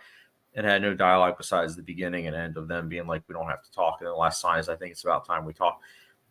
Yeah, I don't know, Ace, if you've seen my feature-length film, Will Open Drive, but that episode of Mr. Robot was heavily inspired because in my film, Will Open Drive, like towards the end of Act 1, there's a line that's like that where it's like, it's fine, we don't have to talk. And then the ending of Act 1 is it's time to talk by a different character. So that everything in between was just visual storytelling. So I was inspired by that. I mean, honestly, Mr. Robot inspired like a lot for me because like that show is just like, it's brimming with so much like original ideas, but also paying homage to stuff. So it's like, I don't know. I watched Mr. Robot a lot when I was like making films, like during the pandemic. It was like, well, okay, let me watch Mr. Robot. Let me analyze like how they're cutting scenes together and everything. Like it's a very impressive show. And that episode is one of my favorites. Marv, did you find the footage? I think Marv's muted. Yeah, I forgot to unmute. He chose to mute it himself. There you go. There we go. I didn't mute it on purpose. That was an accident. But I said I tried to go look at it, but I can't look at the camera while we're on call. So okay. Also, Bootzilla says, where can you watch Philly's Finest? So, Bootzilla, if you go to my here, I can walk you through it. If you go to my channel, if you go to the playlists, I have. Let me go back. I have the playlist called like movies, films, trailers that I've made. That you'll find it there. Like it's Let me look down just so I can give you a concrete answer. Philly's Finest, it says like MARV YOLA presents Philly's Finest. It's like in between Mortality bloopers and my Erexon, the short film that I made, like trailer. It's in between there. Yeah, that was a lot of fun making them.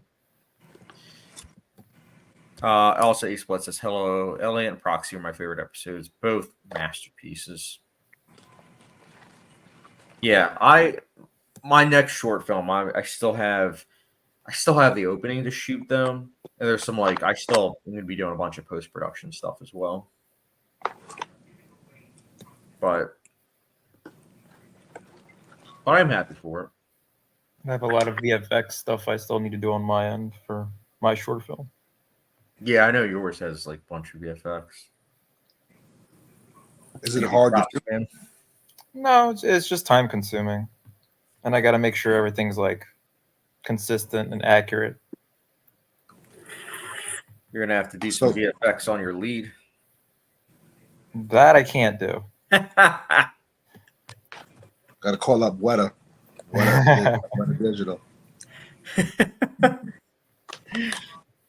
Will you just call him and see if he'll do it? Weta? Just call him. Just Yo, call Pete. him. Just call Pete Peter Jackson. Yo, Pete, can you help me out? Yeah, they're gonna send me a bill in the mail. The bill, it's like 6 figures. Oh, $6 million. It's like, yikes. Bootzell says, okay, I'll check it out. Thanks. In regards to Philly's Finest. Yeah, check out Philly's Finest and Eye for an Eye in regards to Marv short films. I've helped make those films. And then Marv starred in Erexin, which is a short film I made.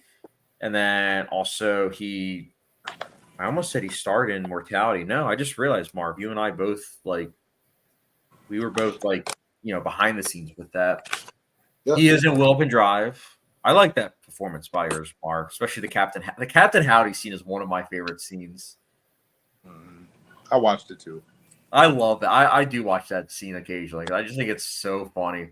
And I'll never forget how I directed it. I was like, Marv, remember that story? Because I don't know if I told you the story, but how that scene came about was I wanted a scene where it was as the scene progressed, you got to know the characters, but I also wanted it to be something where it's why are they debating about this? And I remember I couldn't figure out what exactly it was going to be. But one time we were talking about The Exorcist, and Marv started talking about Captain Howdy, and how he had a situation. Him and I were talking about it, and he's like, "No, ghosts aren't real and everything." And I was like, "What are you talking about? No. I was like, ghosts aren't real," or I forget it was something like that. And we just started debating. And then I was like, I like this. And I also think thematically it works really well with certain twists that are in that movie. So I was like, oh, this is great. So then I was like, Marv, and you were talking to me. And I was like to Jeff, Jeff, pretend you were me. And he's like, oh, I got your mannerisms down, so I'll be you. So he's pretending to be me. And then Ryan's the moderator. He's like, all right. And that's what he did when Marv and I were talking about Captain Howdy. So that's how that scene came to be. And I remember I set the camera up the way I wanted. And I just it was in the background. I was just oh. Sergey, do you like that scene? Yeah, I did. You did? Yeah. It got Marv. That scene got a lot of laughs. Remember when we went to Jeff's and all his friends were watching? I don't remember them watching it. I only remember them watching something else, but I don't remember them watching. No, you don't remember? They cheered when Jeff tackled me. They cheered. They were like, "Yeah!" And it took. They knew. They saw. They were like, "That's Jeff." We know that's Jeff. And it took months for Chad to recover after that. I still don't know how. Dude, my knee hit the hard ground. I don't get it. I still don't get it. I'm not gonna lie. I've never gotten Let's get a play-by-play. Get a slow-mo footage of. I watched it. I was like, he barely hit you. And then he was like, I really hurt my knee. I was like, really? Where? Yeah, did you see? You saw in the bloopers, right? My leg, it was flopping as if I was a fish. Yeah, I'm glad that was the last scene we filmed that day, because I was like, there's no way. I know I'm about to get decked. There's no way I'm going to be able to direct the rest of the day after this. And I was right. That was a good day. I put that. It was. We got a lot done that day with the cornfield scene. Which, holy cow! I still can't believe, because we shot. I think we were using 4 cameras, but losing a lot of that footage was kind of unfortunate, but had to kind of pivot. And I remember when we found out that the footage got lost, it was the middle of winter, so it was oh, we can't go back because all the corn's gone. So it's oh, great. But worked out. All worked out. Worked out. And it was a lot of fun, Marv. I thought we did a lot of good stuff with that. And it's also kind of funny where it's like, it's now my old job. But just you remember when we were filming in that building and it was like we saw people coming in, so it was like we had to quickly hide. It was like, oh shoot, like, and we had to hide. How do we get in there again? Well, I had like I didn't even need it, but the door was just like naturally open. But then a week or two later, it just so happened that you then needed to like a pass key, like one of those like card things, which I have. So we would have been able to get into it regardless, but it was just kind of funny where it was like we filmed it, and then but we didn't we weren't seen on the cameras. Like they were like, "What are these guys doing?" I mean, no, because if you remember the stuff we were shooting, it wasn't really like suspicious. The only suspicious part was like us running across the parking lot, but we made sure to get that done in one take because I'm, the way I am, where it's like, okay, there are certain things that happen where it's like, we're going to need to get this done in one take. So I make sure that we have it choreographed correctly. And that was one of them where I was like, all right, this is what's going to happen. Marv, this is your key, like your cue to start running out. It worked out. Ironically, full circle, I remember that scene of like me running and you chase after me. I was actually inspired by Children of Men with that scene. That was fun. It was. Honestly, I'm trying to think which I had the most fun with in regards to the short films, or films in general. I would say maybe Mortality or Wilton Drive. Because Wilton Drive was just like, I knew, because I was also the editor, I knew there were certain scenes where I was like, I can't do it like this. I have to make sure I do it like this. And like the cross-cut editing at the end, I was like, how does Nolan do this? Like, how does he do this? Like, this is insanity. Ace Paulette's, some of the twists in that show were so insane. Mr. Robot, yeah, they are. Mr. Robot is my favorite show now. I don't get how it has an 8.5 on IMDb. Same reason with Westworld. Season 2 of Mr. Robot, people that loved season 1 didn't quite like season 2 as much. So they kind of bailed. Is what it is, unfortunately. It's not unfortunate. That season is the worst ever. Right. Ace Paulette's also heard apparently the last 3 episodes took a lot of inspiration from Lynch and Kubrick. Yeah, I mean, those two directors were inspired. Like, those two are throughout the show. Like, I think it's the season 1 finale. There's a classical piece of music that's used. And one could argue that, yeah, it's classical music. So it's like, it's something from way past Kubrick. But Kubrick utilized this specific piece of music in Eyes Wide Shut. And thematically, it made sense. But it's like, yeah, Kubrick was a huge inspiration for Mr. Robot. Kubrick, Brian De Palma, Hitchcock, Lynch, a tad of Lynch here and there. It's great, though. It really is. I'm excited, Sergey, to hear your thoughts on like season 2, 3, 4. And Marv, you got to get on that, buddy. Let's trade. I got you. What do you got? What do you got? I want you to watch The Morning Show. The morning show? The morning. So you want me to watch a show on something that I don't have? Apple Plus. I can give you the password and email. Okay, that's fair. Actually, I think that's a good trade-off. Whenever you're ready, buddy. That show I've heard is good.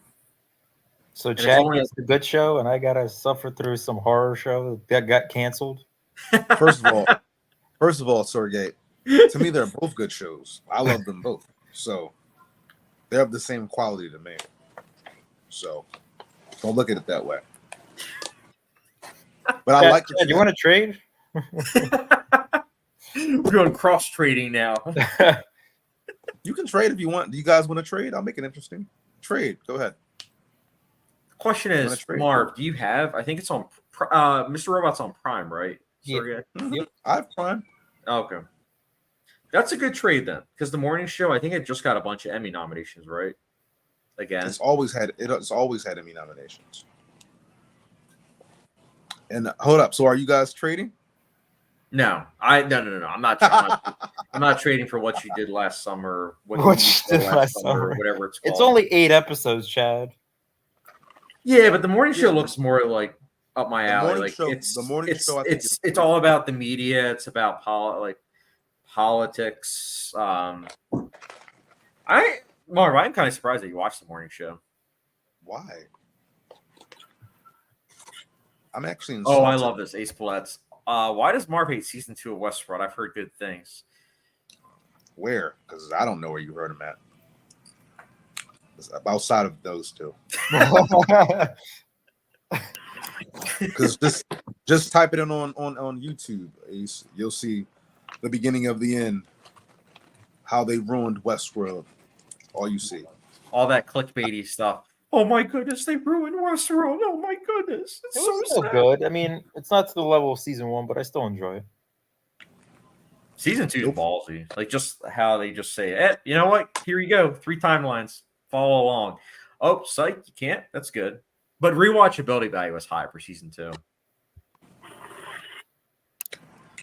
Can't articulate. I'm on episode 3 of Westworld. Good so far. Yeah, season 1 is fantastic. Mm-hmm. Oh, good. But I do Really love season 2. I will go on the record as saying that. I've seen that season so many times. We should have never left the park. I don't know. I do like season 4 quite a bit. And sorry, did you season 4? I wonder what season 5 would have been. I really wonder. Glad it didn't happen. That was probably my best wedding gift. Finding out on the day of my wedding that the series got canceled. Because I literally filmed my season 4 review right after the season 4 finale. I was like, please end it here. The creators were very heartbroken by being canceled. They really wanted to take us to the 5th season. They were really excited about it. I mean, they haven't revealed what their plan was. So it's like, because they said they hopefully one day they can finish it. I hope so. I would crowdfund it. I would be like, listen, it's the equivalent of Hannibal. Hannibal having a season 4. No, I'm good. And I'm saying that I love Hannibal. I love Westworld. But I'm good. I'm good with how they ended it. Ace Bullets heard season 1 of Westworld was a masterpiece. It is. It is. It is the greatest season of television ever made. Well, shush. I'm tired of you. I love Westworld season 1, but yeah. Mr. Robot, watch it, Marv. Sergey, did you watch season 4 of Westworld or no? I did. You did? Whenever you're ready to watch the morning show, buddy. It's all right. It's better than season 3, but I kind of lost interest by the time I finished it. Oh, really? I'm still insulted with you, Chad. You insulted me. What? I'm really surprised you watched the morning show. Why? That I would watch it? No, that I watched it. I love that show. No, I just meant that I know you always tell me that you don't like politics and movies, and it's like that's a show that's. It's not about politics. It's about the news. It's about the Me Too movement. Actually, that's what it's actually about. And what do you think the news covers, Marv? I just told you the Me Too movement. You don't listen. This dude. Jesus. Marv, I haven't seen a single episode, and I would bet my life savings that there are some politics in the morning show because everything has it. Now, if you can listen to me for like 30 seconds, the show is about the Me Too movement. Marv, right? What do you say? Sorry, it's cut. No. It is about the Me Too movement, and it is also about. It's actually I described it to my mom as like the Game of Thrones of Good Morning TV, of Good Morning News. Oh, that's what politics it's like. Of TV. Okay. No, it's like the politics of like the behind the scenes of how things happen. Not like politics about what they're covering. I'm talking about like you want to be an anchor. Well, what are you going to do for me? It's like a bunch of what me and my brother call backdooring. It's a bunch of backdooring going on. Politics, yeah. Shut up, Chad.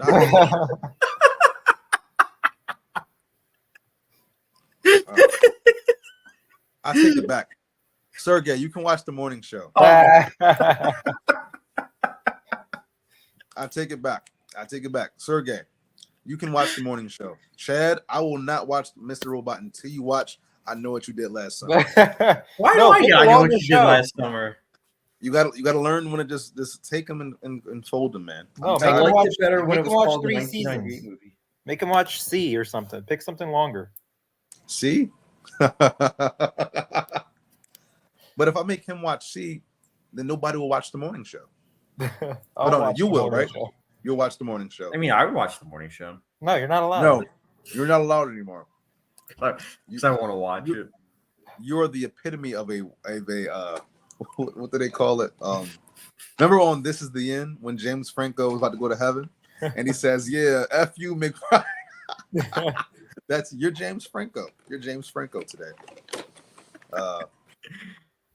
Yeah. So yeah, you watch. I want to give him C, Sergey. I do. I really do. I'm But not I going to really- see what I did there. I should actually make him watch it now. Sergey, this is a question for Sergey. Sergey, thoughts on season 1 of Mr. Robot?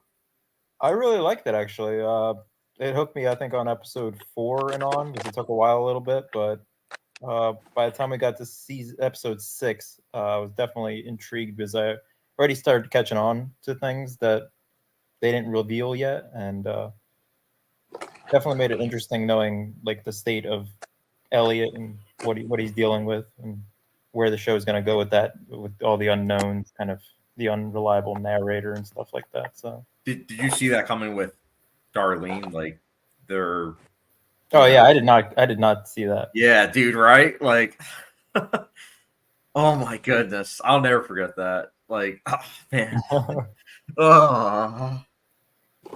Just the way she said it too, like, Elliot, you forgot. And then he's like, that's one. He's like, I was like, wait, is she like someone else? Like, are we even following the wrong person? But no, it was a different reveal. Yeah. So good. So wait, am I getting C or am I getting I Know What You Blew Last Summer? I Knew Who You Blew. That one. I'm sure C is a lot better. Yeah, but I just want you to have that one. You deserve it. That's what you deserve. Mm-hmm. Now I'm giving you Mr. Robot. Come on, you got to give something. Come on, you got to give that like quality TV. I C tried. Like 10 episodes, 3 seasons. No, it's 30. Yeah, it's actually I think that it might be like 25 or something like that. I think they shortened the seasons actually. Oh yeah, okay. But you blew it, Chad. Batista. No. Ace Plett says Sergey. Yeah, a lot of people get hooked on 6 because of Vera showing up. Yeah, he's a good character. I really fascinated by him. Gotta watch it, Marv. You gotta watch that, and you gotta watch Breaking Bad, and then you get your medal for being a TV buff. Because I think I always skipped it because it was on the USA Network, and I kind of didn't take that network seriously at the time. Which one? A USA Network. No, I'm saying, which one did you skip? Mr. Robot. Oh, that hurts. No, honestly, it being a USA Network show was part of something that was like good because they were just like, "Hey, Sam Esmail, do whatever you want," and so he was able to legit do whatever he wanted. It's the same with like Hannibal. Like that's an NBC show, so it's like when you think NBC, you don't really think like, "Oh, amazing," but that creator was able to do whatever he wanted. Like he was able to really push the boundaries with what's able to be depicted on TV. Ooh, a hot take from Ace Plett that I agree with. Hot take: Mr. Robot is better than Breaking Bad. Yeah, I mean they're both in my top 3, but I would agree. Saying that as someone who thinks Breaking Bad is a masterpiece as well. Yeah, I love both. And they're both shows where it's like the creators knew ahead of time what they wanted to do, which is cool. Mark, what are you doing with your camera? There we go. A little bit lower. There we go. It was like we lost Marv. You killed Kenny. You bastards. That's what I need to watch. I need to watch that right now. What? South Park, Bigger, Longer, Uncut. Oh yeah, I want to watch that right now. Never watched that, Chad? Or Sergey? Never watched that? No, there's like 5 more South Park movies I need to catch up on. That is the most hilarious movie you'll ever watch. I'm telling you. Watch that fried. Chad, you talking about edibles? Watch that. That movie? That movie you'll laugh uncontrollably. Isn't that like a musical or something? No. Yeah. It's a comedy. It's like the first South Park movie. I saw it the first time New I Year's think I saw Day. it for the first time a year or two ago. It's good. It's quite good. I saw it New Year's Day 06, so I was 13, and it came on, and it was like what is it called? Uncut. Like it was like it was uncensored, and I was like, what is this? This movie's awesome. So ever since then, as a child, like I've gone on to like show it to my brother. My niece loves it. I think my nephew saw it. 2 years ago. I just checked June of 2022. I liked it. It was good. Are they on par with all the new ones that come out like last couple of years? It's better. I haven't seen the new ones. The newer ones are enjoyable, but I feel like this movie was a lot better. Mm-hmm. Yeah, I haven't seen too much South Park, but with what I've seen, I've liked. Do you? Oh, never mind. I already asked you that question last time. Never mind. Marv. So, what's everyone's thoughts? I meant to ask. Trap's doing pretty solid at the box office. I know how Sergey and I feel about it, but what's everyone's thoughts about Deadpool Wolverine doing like as well as it is? Like, do you think I'm happy. I'm so happy right happy? now.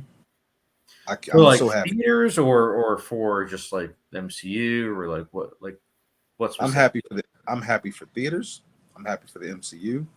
I'm happy that it was proven that movies aren't dead, that they're still here. You just got to give people something that they want to see, and they'll go. Because I was reading that all May we were talking about it. Like, are they really dying? And then I think once Bad Boys came out, which nobody's giving any credit, by the way, that when that movie came out and people came back, they're like, oh, so movies aren't dead. People just want to you just got to give them something they want to see. And then right after that, say it one more time. Said people just want sequels, you know. Well, that's fair. That's a fair point. But my point is that when you give something that people want to see, they come out. It brought me back to the days of 07 when we got because we had like Man, There Will Be Blood, Atonement. I wasn't talking about them, but you're right. I meant like Knocked Up, 1408, Super Bad, like just a lot of different movies coming out. Like I even heard him talking about it today when I was reading Deadline, where they were saying like that Trap came out and they were giving Warner Brothers props for putting it out after Deadpool when they knew it would get lose business, but they put it out there because they wanted to counter program, but they also didn't want to sidestep Cuckoo next week. They felt that like genre against genre just hurts both movies, so they like put it out a week before. It kind of helps both movies, and I was like, there we go. This is what it's supposed to feel like. I already know that when Sergey and I watch Cuckoo, even though I would bet my life savings that Cuckoo is a lot different from Trap, I already know that it's gonna be kind of funny like watching like Cuckoo, because it's like that film is probably gonna be, I think it has an even lower budget, but it's gonna be like much more horrifying and probably like really, really good. Yeah, but what's the problem? That's good, right? It's not gonna do well financially though. I'm gonna bet. Cuckoo, I would say Cuckoo, 4 million opening weekend. I would take that bet. Well, and then the following week is Alien, so it's not gonna hold too well. Yeah, it's not gonna hold. Mark, you got to take this L, bud. I mean, I'm always the one that's right about this box office stuff. You think how well do you think Cuckoo's gonna do? I'm curious. I think it'll probably do it right around where Trap is. I can see that. Like 12, 15? Yeah, that's about right. But I am definitely putting in. I don't want to say expect, but I will not be surprised if it hits 20.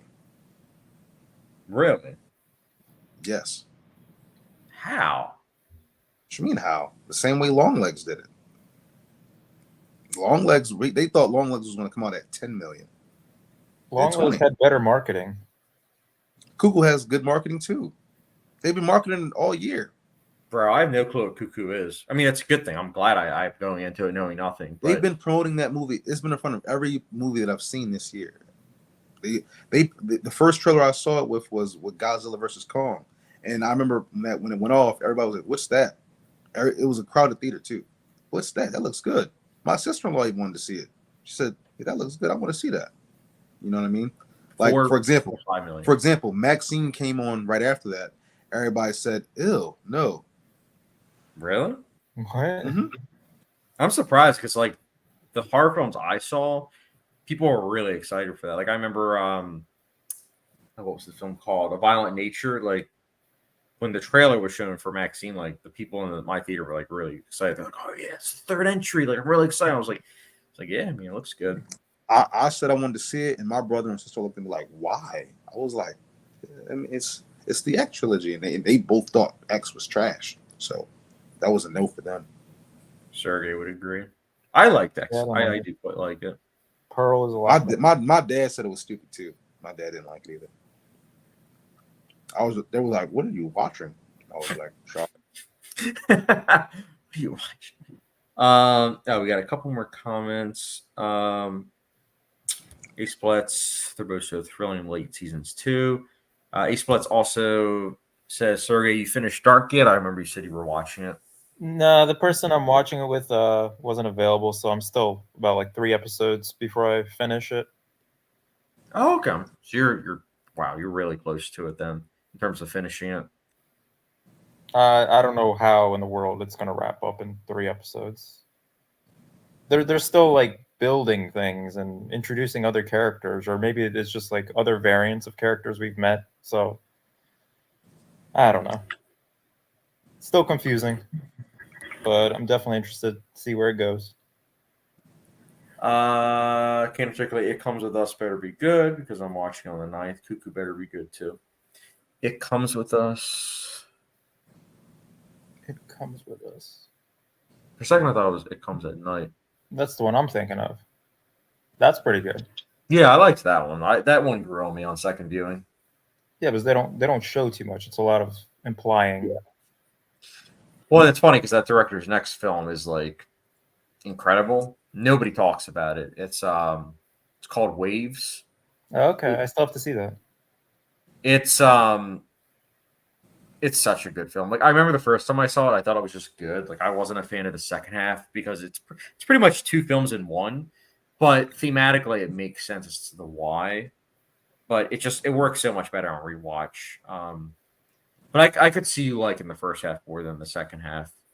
But it is a great film, and nobody really talks about it because there were like other A24 films that year that did better financially. But Waves is so good.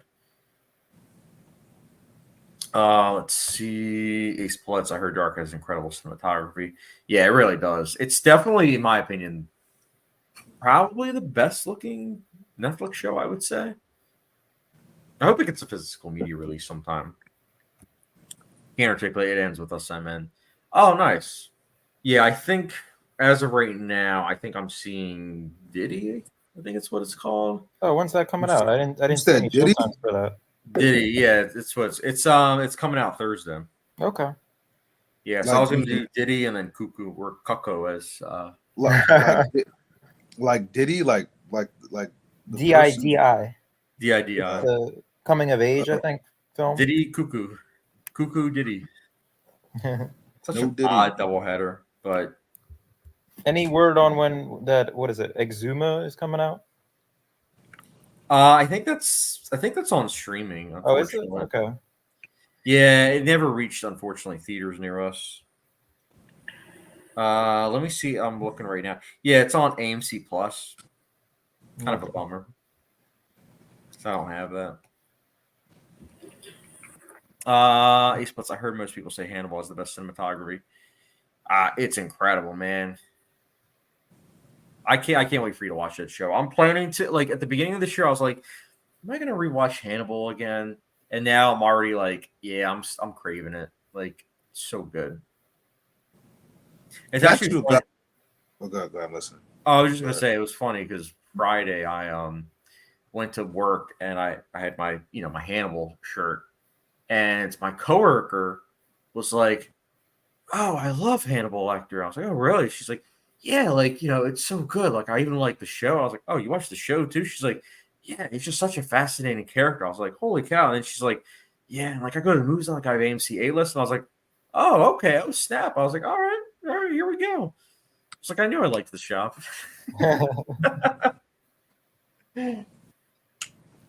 But I think that I don't. I'll be curious to hear her thoughts on Trap because she said she's watching. I was like, oh, I'm watching it too, and I'm like, how do I pitch it that I'm not the biggest fan of it, but I wanted to You like could it so say bad. you just say Josh Hartnett, and that's it. Yeah, Josh Hartnett was good. He was clearly having a lot of fun. Yeah. All right, guys, I think we'll be wrapping it up. If there's any questions, we'll wrap up. One though, more. And then, what's up, Marv? Let's You give Marv. guys, are you familiar with the camera tech? Frame. I didn't want it. Please get the attention off me. Make it bigger. No, to get me off. Get me on the side. I want to be in the Oh, small. sorry, corner. I have technical difficulties. Just turn off all of our cameras. Ah! Okay. Zoom in. Okay. I'm taking over the frame then. Okay. Good evening, Alfred Hitchcock style. I was asking, are you familiar with any camera angles that make smaller actors appear bigger in the frame? You mean like Lord of the Rings? Not like that. More like, I heard something a while back about Tom Hardy's Bane, and that they like use specific angles to like make him Like look this? physically imposing. Not that. But besides him standing on boxes, but also like the way they shot him from like from below, and like maybe certain lenses. Do you know anything about that, or you don't? Yeah, they did it in like Lord of the Rings was like one of the big ones that they did it. I mean, Well, yeah, and The Dark Knight Rises, yeah, they definitely used it a little bit because I think Tom Hardy's only like 5'8", but they made him look so big. Well, like how do you do that? A lot of it's like forced focus. Mm-hmm. That's like So- the big technique. So it's not. Is it not too hard? I mean, no, it definitely is. Like, you definitely have to have like an eye for it. Like I don't think I could do it. Really? No, because you have to work with VFX artists too, because it's not just simply a director's job. That's also like a VFX artist like job as well. So like, because you can think that you can think that you have like an idea on the camera angle, but then a VFX artist could watch and say, yeah, but if you do this, you're not going to get the effect that you want, especially like when you look in post production. But well, I appreciate you answering the question. of course, man. Yeah, forced perspective is a very interesting concept. I remember when I watched Lord of the Rings for the first time, like, and I was blown away when I found out that the actors weren't that small. I was like, oh, because I think the one actor, I forget if it was Pippin or Mary, but he was in X-Men Origins Wolverine, and I watched it around that same time, and I was like, oh, he's not small. Like, interesting. Mm-hmm. And then I looked into like forced perspective, and I was like, oh wow, like, that's pretty impressive. Shout out to I think his name Dominic Domhall, maybe. I'm not sure. Oh yeah. I think that was his name. Yeah. Shout out to him. He was in Pippin. Lost, Yeah. I think. Shout out to Pippin. Yeah, he was in Lost. He was also in, I think Star Wars 9, I believe. Pippin and Mary. Pippin and Mary. All right, we'll answer these final two questions and then we'll wrap it up. Ace Plus, who is a better Hannibal Lecter, Anthony Hopkins or Mads Mikkelsen? I'll be the only one to be able to answer that because I've seen both. Anthony Hopkins, by far. I mean, it's two different performances. That's my whole thing. Like, it's comparing apples to oranges. Like, yeah, it's the same character, but it's two very different renditions. So it's very hard to compare because the one's like pre getting captured, and then the other one is like post getting captured. I love both. It's hard. Like, I can't really choose, to be honest. And last but not least, Counterfeit says, honestly, I can't wait for year 2034 so we can see AI generated 20 years old Robert De Niro in The Godfather Part 4. There's hope for film still. not. Yeah, I'm very proud of that video that I just released where I said like I'm worried about films.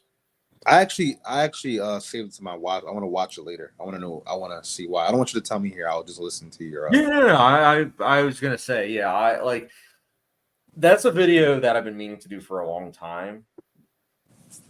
But also I didn't want to come off as like pessimistic, like because films there's always been like, oh my goodness, is film gonna survive? Like when film went from silent to talkie, it's like, oh my goodness, is film gonna survive? Or when you went from black and white to color. There's always like times of like You adapt with the change. technology.